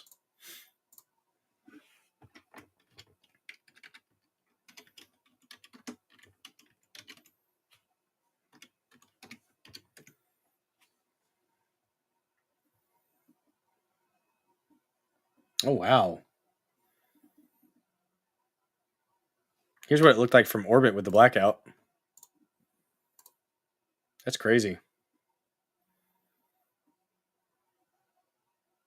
And some people along the coast, at least. That is just... Look at that. All the light and then nothing. How odd. Huh.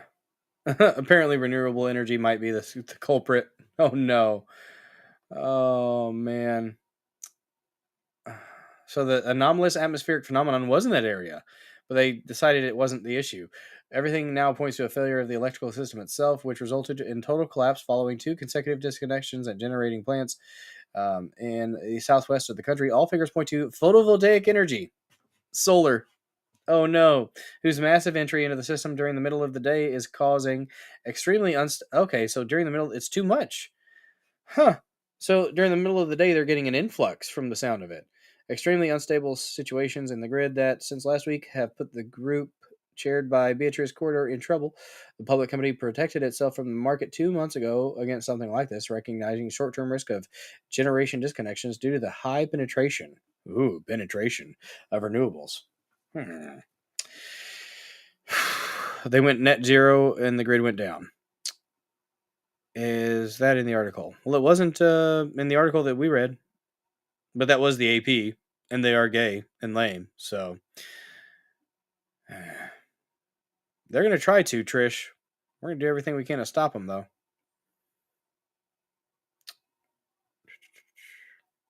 Ooh.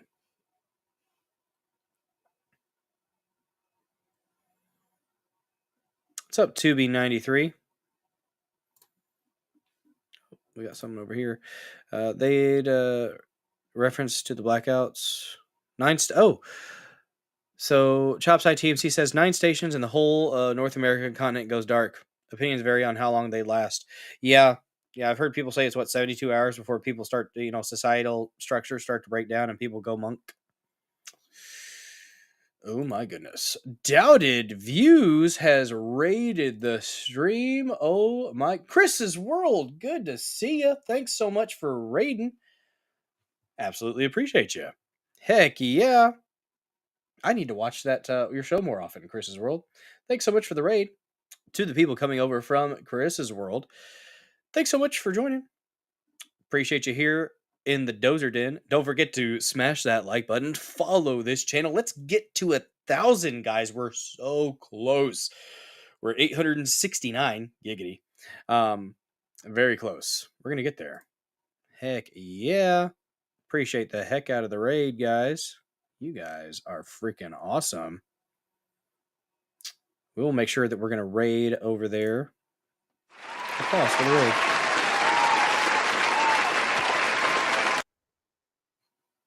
Heck yeah. Love to see it. But yeah, let's smash the follow button, smash the like button, comment in the comment section, share this stream out with your friends, your family, your loved ones, ex-girlfriends, boyfriends, these are them friends. I'm not judging, just leave the animals and the children out of it. Keep it consensual in between adults, and I won't have a problem with you. Very, very good things that you can do. Support this channel, guys. Alrighty then. But let's go ahead. I think that was pretty much all we wanted to cover here. I think we might have a short clip here from someone on the blackouts in Spain and Portugal. When net zero meets reality, darkness, gridlock, despair. Yep. Makes a lot of sense. Makes a lot of sense. Let's check out what this guy has to say here on this specific issue. And then after that, we're going to go ahead and get into the palate cleanser topic of the stream, the quantum chips, solving apparently all of our concerns when it comes to the multiverse. Let's check it out here. To Europe, or stay in Europe rather, where Spain has just experienced the biggest blackout in European history. It didn't just affect tens of millions of people in Spain, but also people in Portugal and France. When the power went off, flights were grounded, trains just stopped mid-track. Traffic was gridlocked because traffic lights stopped working. Mobile phone networks didn't work. There were 286 rescues of people in elevators, just absolute chaos and pandemonium. Now, at first, people thought maybe this is a cyber attack. There's a great Netflix series on at the moment called 0 Day, starring Robert De Niro. I'm still thinking it might have been a cyber attack. Just saying. They wouldn't want to bring it out because they don't want to panic people. They don't want to freak people out. But sabotage, I mean, just saying. It's very likely. That depicts a cyber attack that shuts down New York City's electricity grid. But experts are saying, no, it wasn't a cyber attack. It was actually a result of Spain's commitment to net zero. Ooh. On the day of the blackout, 64% of their power was coming from renewables, 53% solar, 11% wind. And according to experts, the problem with renewable power is it's unstable, and that instability is likely to collapse the grid. They're saying that's probably the reason the lights went out. So I would just like to say, on behalf of everyone in Australia, thank you to the good people of Spain who've demonstrated in real time the folly of net zero. I hope our government learns from this. And Liz, you're shaking your head. You don't think any lessons will be learned? No, I don't think they will. They'll just be like, we'll do it better, like every good socialist government does. Socialism just hasn't been tried properly. They're like, no, but our green energy, our renewables are better. What makes this story funny, I'm sorry, I actually like a Tesla. all the Spaniards, is that 6 days ago, Spanish media was celebrating a ginormous milestone, and that was for the first time during a working day, Spain was running on 100% renewable energy. Just for a portion of the day, it was 100%, and they were so proud of it. That was less than a week ago until 12:35 p.m. local time yesterday.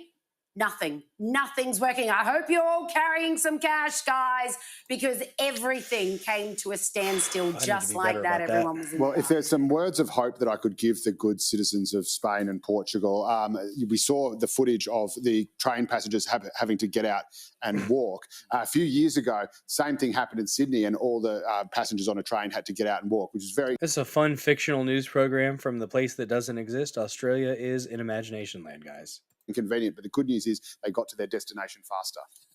And of course, the good news is the British government are going to make sure that climate change is fixed. They're going to simply block out the sun, as we talked about last week.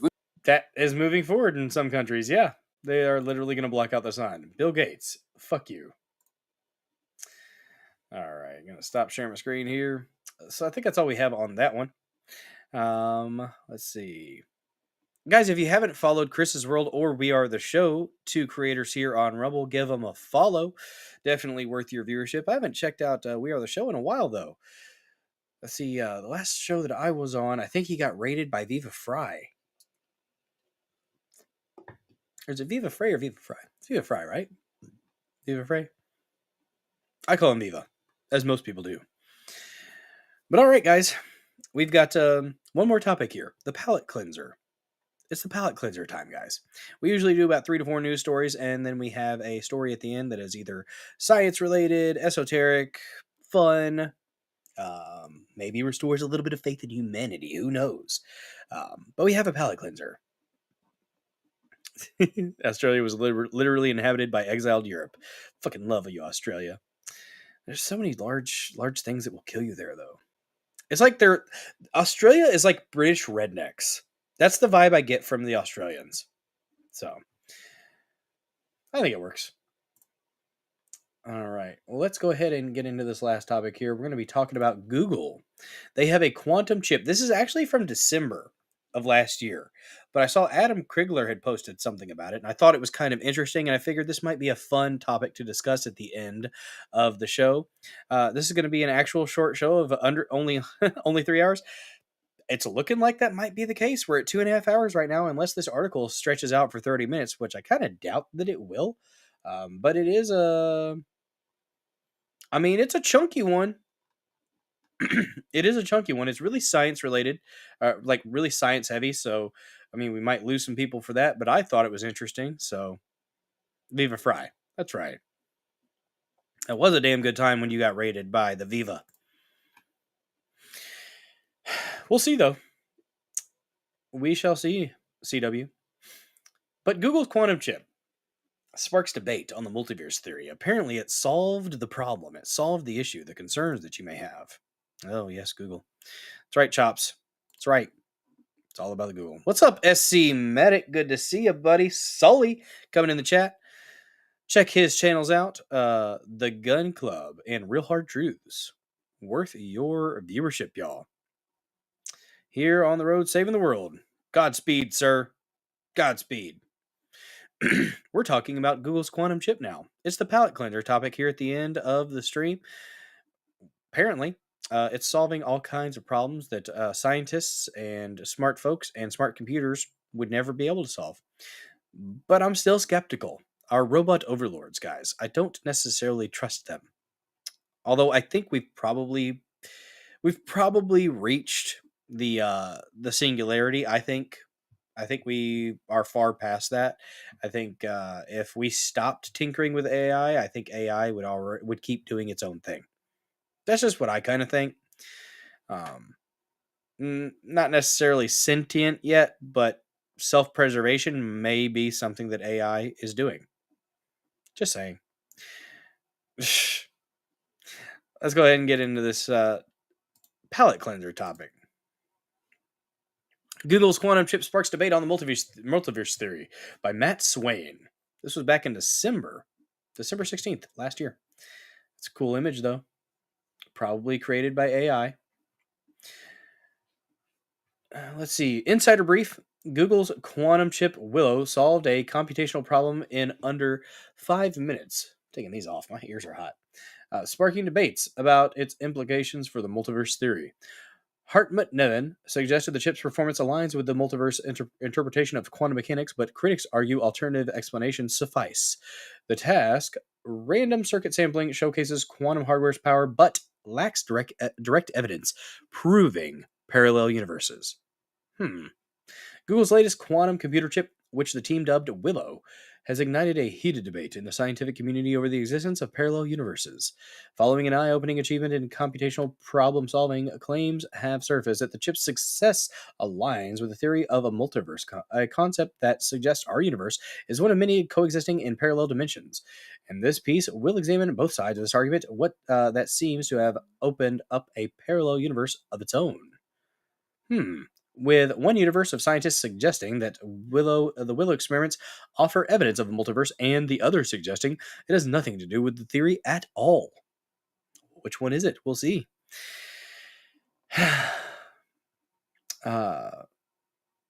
10 septillion years is a long time for a universe. According to Google, Willow solved a computational problem in under 5 minutes, a task that would have taken the world's fastest supercomputers approximately 10 septillion years. This staggering feat. Now, see, that's what they say, but how do we know that for sure? Really? Is it? I mean, if it's Google, I mean, they're going to be talking up their thing, right? Their chip is the best chip, right? Not chips that you can eat, though. At least you probably shouldn't. This staggering feat, announced in a blog post and accompanied by a study in the journal Nature, demonstrates the extraordinary potential of quantum computing to tackle problems once thought unsolvable within a human time frame. Google Quantum AI team founder Hartmut Neven argued that the chip's success supports the idea of a quantum computation occurring in many parallel universes, aligning with interpretations of quantum mechanics that are based on a multiverse. I don't know why I kept rolling with that one, but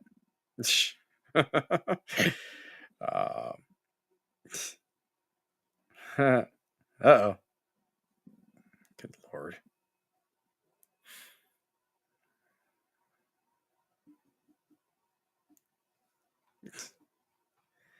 The Homesteader Nick, don't be a dick. Come on, man.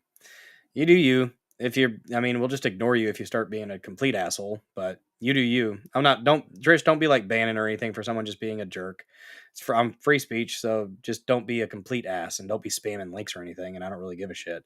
But we will eventually ignore you and just stop talking to you, Homesteader Nick. Just saying. No, don't. Trish, if he's no need for that. Like, I mean, it sounds like he's just being a dick. I'll give him the warning, and if he got out of line, like, I mean, I would be like, go for it. But he's just being a shithead. Let him be a shithead. But yeah,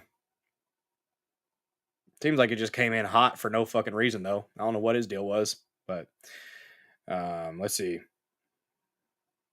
Oh, okay, fair enough. He did call you a cunt.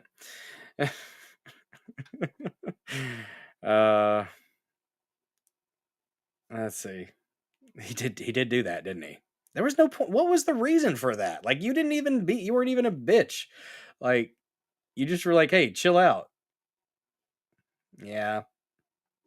He was being a dick. And if he wants to talk shit about my channel in other chats, go for it, buddy. You were a fucking asshole for no reason. Like, seriously, why would you want to come in here and be a dick about it? I don't know. You did kind of come in just being an asshole, dude. Like, in general. Like, I don't know what the deal was, but you kind of did. Like, most people here are pretty chill. We can be shitheads, don't get me wrong, but I don't know. You do you, man. I would just rather ignore him, Trish, but that's just me. I mean, calling somebody a cunt unwarranted is a bit dickish, man. Just saying. But I'm going to read the article. You guys have fun. Where did we go here? Was I scrolling? Okay, so Google AI, they said the chip's success supports the idea of the quantum. Okay, Nevin's comments echo the theories about of British physicist David Deutsch, who was among the first to suggest that quantum computation might involve parallel universes. Deutsch's multiverse interpretation of quantum mechanics proposes that particles exist in multiple states simultaneously. Yes, like electrons. They blip in and out, and then they're there, then they're not. Phenomenon that quantum computers leverage for their computational power. Let me check over here. Never insult the host, spouse of the host, or channel mod. Basic online, don't be stupid. Yeah, pretty much. But let's see. C-dubs, you're different, though. Like, I know you. Twat Waffle's gonna twat waffle. That's where I'm at, yeah. Yep. I feel you, Trish. I feel you. I'm okay with it for sure. Good point. Never thought about it like that. Where are we at, Lord of the Rings? Some people, Lord of the Rings says some people have small dicks because most of it got absorbed in their personality. That's pretty funny. It's true. What's up, Rotex Hippie? Good to see you. Nick was being a dick. I don't know what his problem was. I like to ask, like, why was he? What exactly are you being a dick about? You know exactly what you were doing, bro. Like, don't fucking act like you're fucking stupid. You ain't. I mean, maybe you are a fucking retard. Then just be a retard, dude. Like, I don't fucking care. We're just having ourselves a good time here in the Dozer Den. This is the 100th episode, and we're talking about quantum chips. God damn it! So that's what I'm gonna do. I'm gonna read this article. Let's see. David Deutsch's multiverse theory and its connection to quantum computing. Deutsch was one of the first scientists to explicitly connect quantum mechanics with the multiverse. His work, particularly in the 80s, built on the many-worlds interpretation of quantum mechanics proposed by Hugh Everett in the 1950s. The many-worlds interpretation attempts to show that every quantum event results in a branching of the universes into multiple coexisting realities. For example, if a particle can exist in two states, the universe splits into two versions. The electron thing baffles me. Like, it's there and then it's not. It's so freaking cool. One for each state. These branches are not merely hypothetical, but are thought to represent real parallel universes. I kind of think of it like with time, right? Time being that like fourth kind of like untouchable dimension. Like it's with all the different decisions that you could make and different with each millisecond, there could be a different universe right there in that little brief moment. That's what I kind of think about it. Let's see. Deutsch extended this idea to quantum computing. In his view, when a quantum computer performs a computation in broad strokes, it simultaneously processes information in multiple parallel universes. Each computation takes place in a distinct branch of reality, and the quantum computer effectively leverages this multiplicity to solve problems that are impossible for classical computers. In practical terms, Deutsch argued that the extraordinary efficiency of quantum algorithms, such as Shor's algorithm for factoring large numbers, can only be fully understood if quantum computers are seen as working across parallel universes. This interpretation has been highly influential, though not, as we shall see, universally accepted. Still, the idea remains that a cornerstone of the multiverse argument in quantum mechanics.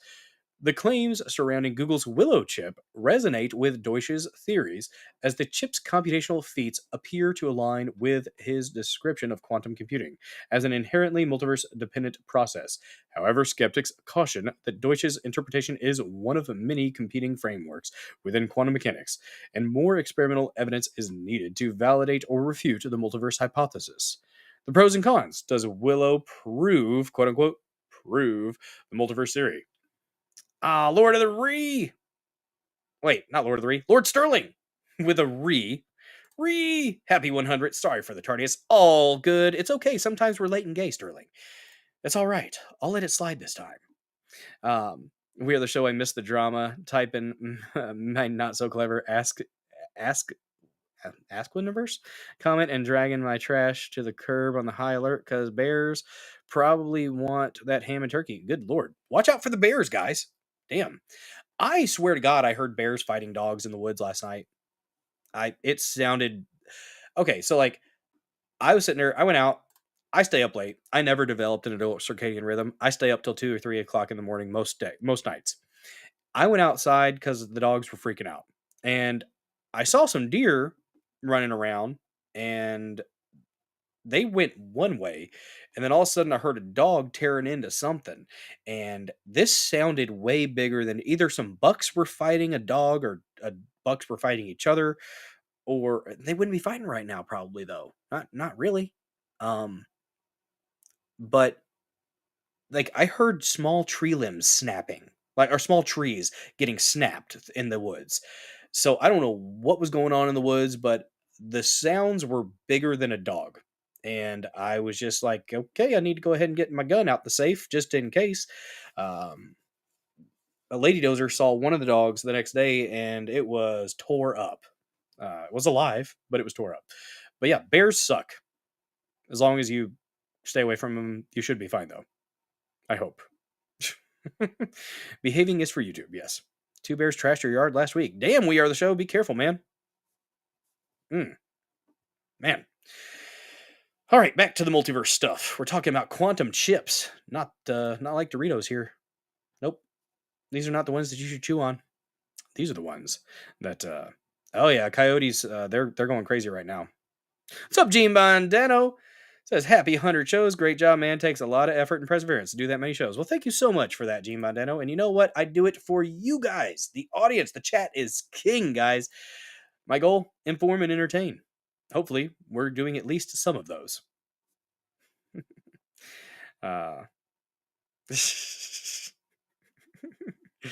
Oh, damn. Good to see you. Appreciate the support, guys. In whatever way you're able to support this channel, I sincerely do appreciate you. Where were we? Okay, so... Okay, so the claims surrounding Google's Willow chip resonate with Deutsch's theories, as the chip's computational feats appear to align with his description of quantum computing as an inherently multiverse-dependent process. However, skeptics caution that Deutsch's interpretation is one of many competing frameworks within quantum mechanics, and more experimental evidence is needed to validate or refute the multiverse hypothesis. Pros and cons. Does it prove the multiverse? So let's, and in science, you don't really prove, you get evidence to support. You're not really, quote unquote, proving. It's, do you gather evidence to support an hypothesis? Pretty much. So let's take an objective look at both sides of the argument, and you can decide whether Willow has, besides performing a quick calculation, opened up parallel universes. Ways Willow supports the multiverse theory. Quantum computation's dependence on superposition. Willow's ability to perform calculations exponentially faster than classical computers relies on the phenomenon of superposition, where qubits exist. Multiverse theorists would suggest in multiple states simultaneously. So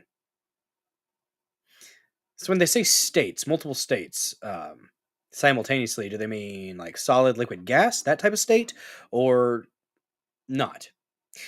In the multiverse interpretation, these states correspond to computations occurring across parallel universes, offering evidence that the multiverse is not just theoretical, but operational within quantum systems. Interesting. Harmit Nevin's assertion. The leader of Google's quantum AI team explicitly linked Willow's success to the multiverse, suggesting that quantum computation's extraordinary power could be a direct result of interactions across parallel dimensions.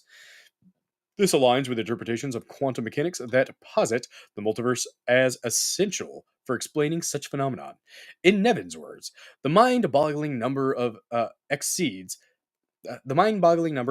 known timescales in physics and vastly exceeds the age of the universe. Older than the universe itself. It lends credence to the notion that quantum computation occurs in many parallel universes, in line with the idea that we live in a multiverse, a prediction first made by David Deutsch. Historical roots in multiverse interpretations. The achievement echoes David Deutsch's seminal work, in which he argues that the power of quantum computing lies in the simultaneous computation of parallel universes. Willow may offer experimental evidence to support this hypothesis. That is the right way to phrase it. Evidence to support the hypothesis. Yes. Thank you. Oh, got to put the divider up. Lady Dozer comes to bed. Just a second. We'll be back to the nerd stuff, guys. We're talking about quantum chips and multiverse theory. Exactly. Not the chips you eat. Quantum chips. I was a little hungry. Well, yeah. Oh, make sure I'm not missing anything here.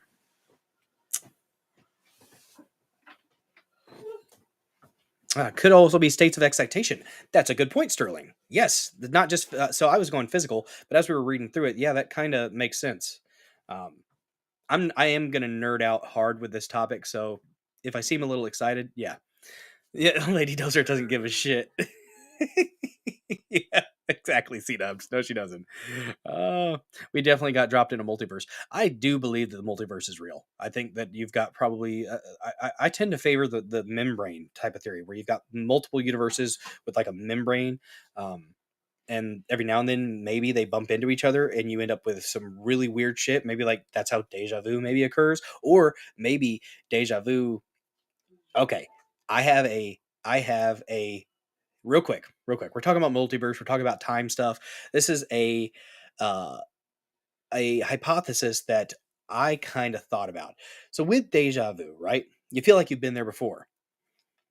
Maybe deja vu is your consciousness has actually experienced what you have just experienced. So the conscious mind, your consciousness is not physical. So why would your consciousness be restricted by physical laws? My thought is your consciousness is outside and could probably fluctuate in time. So your consciousness may actually kind of go back and forth. Your future consciousness may pop back and you might get little glimpses, little previews. And that might be what deja vu is. So you're like, oh man, I've done this exact same thing before. Well, maybe your physical body is experiencing it for the first time, but your consciousness is actually experiencing it for the second or third or maybe even fourth time. That's kind of my mind pop, blowing your mind kind of interpretation of what deja vu may actually be. Yeah. There you go. All right, back to the nerd stuff. Let's see. You had a crazy bear dream. Oh no. But that's my theory on deja vu. So, ways Willow doesn't prove the multiverse. Alternative interpretations of quantum mechanics. Critics like Ethan Siegel argue that quantum phenomena, including superposition and entanglement, can be explained without invoking the multiverse. These interpretations, such as the Copenhagen or pilot wave theories, suggest that Willow's success may arise from purely physical and mathematical principles within a single universe. Maybe. In Siegel's words, Devin has conflated the notion of a quantum mechanical Hilbert space, which is an infinite dimensional mathematical space where quantum mechanical wave functions, quote unquote, live, with the notion of parallel universes and a multiverse. Impressive, but not single universe impossible. Critics also suggest that the problem solved by Willow, random circuit sampling, is primarily a benchmark problem designed to demonstrate the unique capabilities of quantum hardware rather than address practical applications. They also suggest that just as in the 2019 Sycamore feat, savvy computer scientists in the future may coax classical numbers into performing Willow's feat without the reliance on parallel universes. If Bill finds it, maybe he can raid harder. Who am I raiding? You doubt the multiverse? Sterling says, I doubt the multiverse. Only way it's possible is if new universes are being infinitely created constantly as new variations arise in each. Seems illogical to me and impossible. See, that's where I think I disagree. I think that with time, you got to factor in time, right? Time is a weird thing. Time is a valuable thing. Watch it fly by as the pendulum swings. No, I think time is outside of our understanding of how, it's not constricted necessarily by the way we would, by logic, for instance, because I don't think we can quite understand time fully. But this is just pure speculation. And I think that the way time goes, I think each millisecond could be considered its own little blip of a universe. That's kind of what I think. But I would need to do way more reading and research to have a objective perspective. This is just subjective right here. What's up, Brett Snom? Good to see you. It's like saying Terrence Howard is a genius. He's got some points, and then he gets kind of scattered, and then it's like, what you say there, bud? I don't know. Divided by infinity. Okay, where were we at here? Okay, lack of direct evidence. While Willow demonstrates the potential of quantum systems, it does not provide empirical proof of parallel universes. Some scientists suggest that because the multiverse remains a theoretical construct, its existence cannot yet be confirmed through current experimental methods. Speculative linkages. Associating Willow's computational breakthroughs with the multiverse might be more philosophical than scientific at this stage, and that's where it ends up breaking down. I think you end up getting into the philosophical discussion instead of the objective scientific discussion. The extraordinary speed of quantum computation can be celebrated without necessarily tying it to the existence of parallel dimensions. What does Willow really prove? And I say prove, quote unquote, because like I said, it's evidence to support a hypothesis when you're doing science.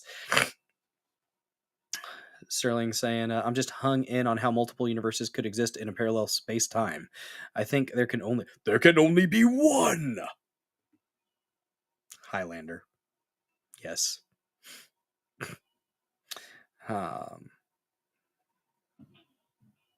Terrence is interesting. He's fun to listen to. Like Terrence Howard is like, it's almost like he's gone too deep into the rabbit hole and maybe did a little bit too much psychedelics.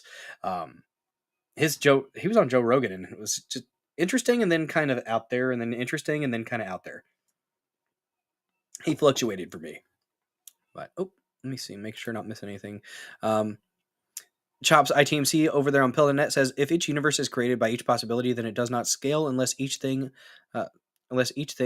every measured thing is infinite.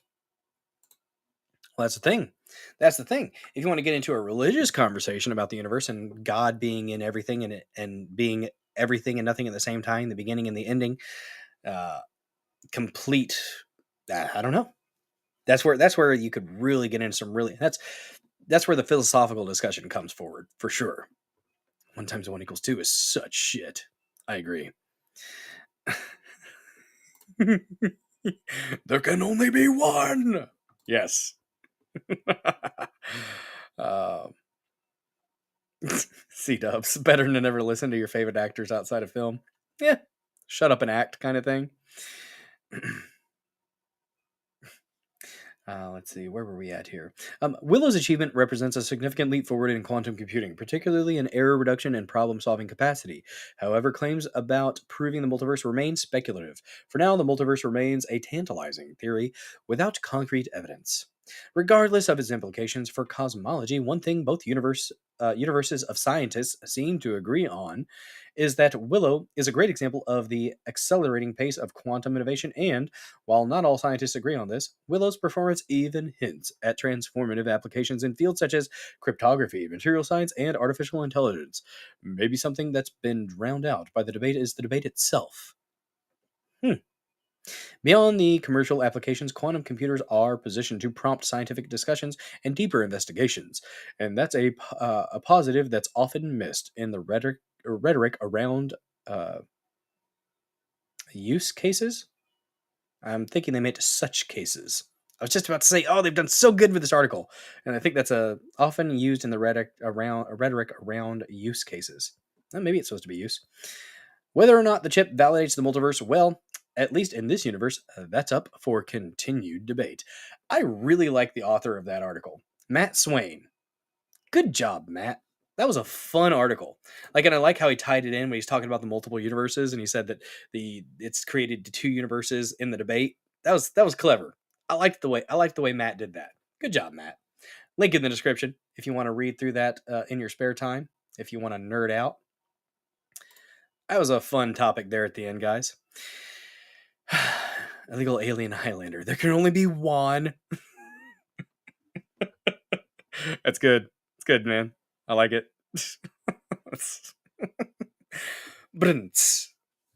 I like it. We are the show. All right. Oh, damn. Let's see. All right. So, let me see. I don't think I had anything else really that I wanted to discuss tonight. We are at 3 hours. C-dubs, we still went 3 hours. Ha! That article did take 30 minutes. It was a fun article, though, and it was a fun discussion. That type of stuff is definitely it gets my intellectual juices flowing. And a lot of it is speculation. And when it comes to physics and stuff like that, and stuff about the universe in general, I mean, we can act like we know, and the scientists will say that we know, or that we have quote unquote proven. Anytime you hear someone say that they have absolutely proven something, raise an eyebrow. At least one, maybe both. Because it's more correct to say that you have gathered evidence to support a hypothesis. That's more accurate. At least that's the way that I like to do it. And like in college and stuff like that, that's the way I like to do it. You can prove things, in other aspects, but in like science, you're gathering evidence to support a hypothesis. And maybe that's semantics. I don't know. But let me see. I don't think I had anything else that I really wanted to share today. So let's do a little bit of a recap. We're at 3 hours, guys. It's been a fun show. Thanks so much for hanging out and being such amazing killdozers here in the Dozer Den, except for that Homesteader Nick dude. He was a dick. There was no point in that. Like, why come in being a dick? We were. I think y'all are a pretty cool crew of folks, just to be honest with you. But yeah, he was looking for a fight. Like, literally at one point said, "Fight me." Like, oh, okay, dude. And you that bored? Go jack off something. Jesus Christ, calm down, man. Like, find something to occupy your time besides the keyboard or your phone. But anyways, I digress. We talked about some things today, y'all. We discussed Trump's first 100 days, talked about it being the 100th stream here in the Dozer Den. You guys have made it possible. You guys are the reason that I do the show. I mean, I'd probably do it anyways because I could talk to a brick wall. But I enjoy interacting with you guys here in the chat. I appreciate all your support in whatever way you may be able to support this channel. Sharing this stream out, reposting, commenting in the comments section, talking about this channel with your friends, your family, your loved ones, ex-girlfriends, boyfriends, these are Zem friends. I'm not judging. Suggestion for the raid is Trader Horn. Okay, so do you have a link, C-Dubs? Let me look him up real quick. Trader Horn. Trader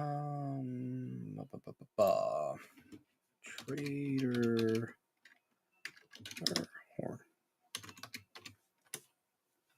Oh, there he is. Found him. He got 29 people watching audio video. I'm gonna give him a follow real quick. Thanks, We Are the Show. Appreciate you.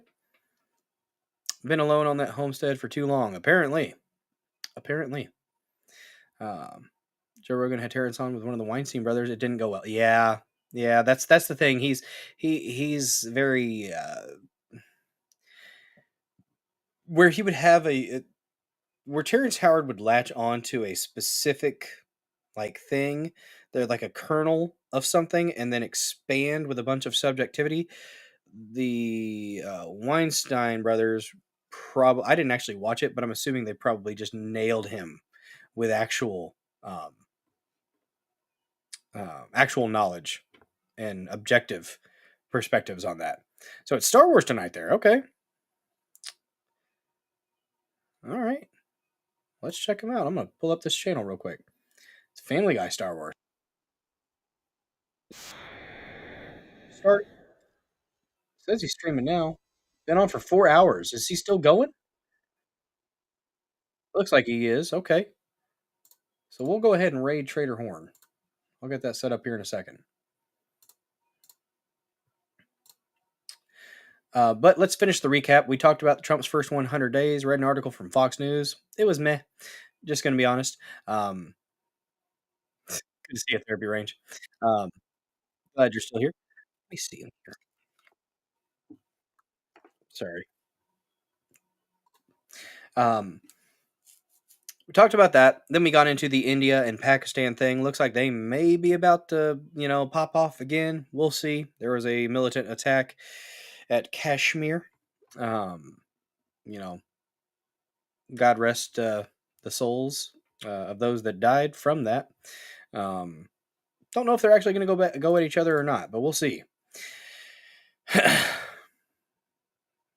There you go. Be over at AP. Nice. Family Guy Star Wars is pretty great. I agree. me go ahead and type that in the chat real quick. We went on from talking about the India and Pakistan thing to the blackout in Europe. Talked about what they've been dealing with, how they're recovering from that.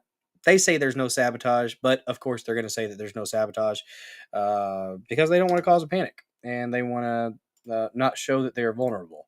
But I would not be surprised if evidence ended up coming out to show that there was sabotage involved. But it also could just be the fact that they were relying too heavily on renewable sources of energy. Solar, right? Just saying. Heck yeah. Yeah, Thursday we're shaving, guys. Thursday we are cutting the hair and shaving. I did try, Lady Dozer and I, we tried to mohawk my hair for the stream, but my hair, I would need, hairspray wasn't doing it. And my hair is too, like, heavy, so it kept kind of flopping down, you know? And it just didn't really do what it needed to do for a mohawk. But we almost had a mohawk. If I would have had gel, maybe it would have worked. Oh, what's up, Rachel Boone? You popping in here at the very end of the stream? Ah, good to see you. The fourth topic, we discussed quantum chip, a quantum chip from Google that is apparently, quote unquote, proven the multiverse. And that article was fun, though. It was back and forth. It provided both sides of the issue as far as, you know, whether or not it does prove or whether it's actually another explanation. So it was pretty cool. I nerded out pretty hard with that one. Hopefully you guys enjoyed that palate cleanser topic there at the end. And we did have a Massey Minute at one point and a clip from Ron Paul where he was talking about Real ID. Thank you guys so much for making this 100th episode of the Dozer Den special. Thank you so much for being amazing killdozers here in the Dozer Den. I appreciate the heck out of everyone here. And you know what? Looking forward to the next 100 episodes here in the Dozer Den. Going to go ahead and start playing the Dozer Den theme song, and then I will, about a couple minutes into it, go ahead and click the confirm raid for Trader Horn. Let's rock. Land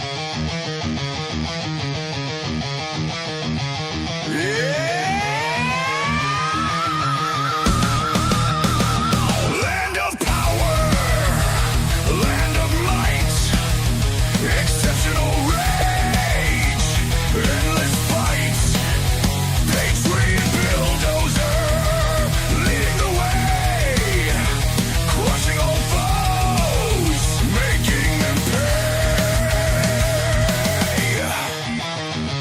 Flag in hand, fury in eyes, screams of pride, ignoring lies, iron grip, ruthless and cold, American dream, fierce and bold,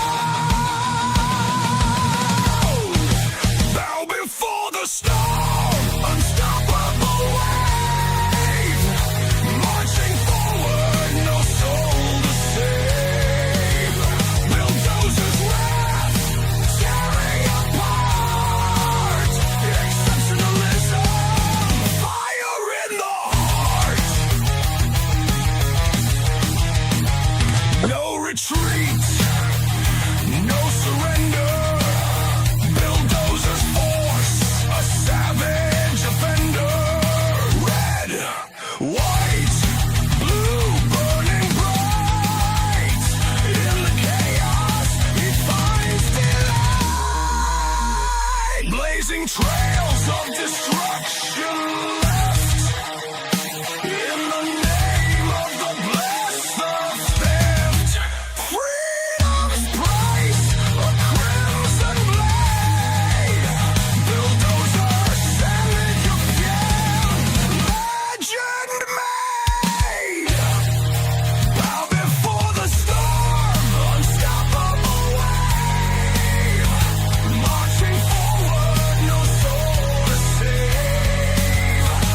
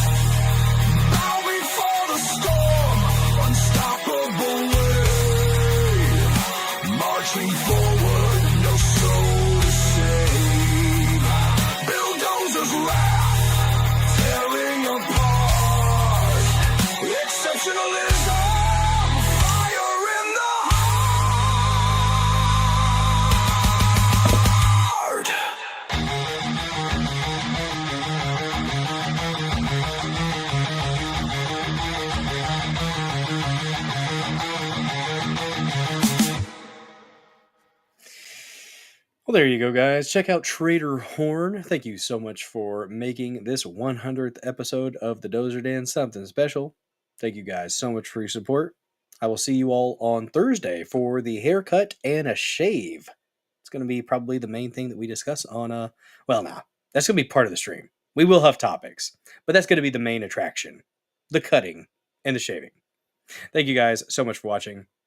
Y'all have yourselves a good one.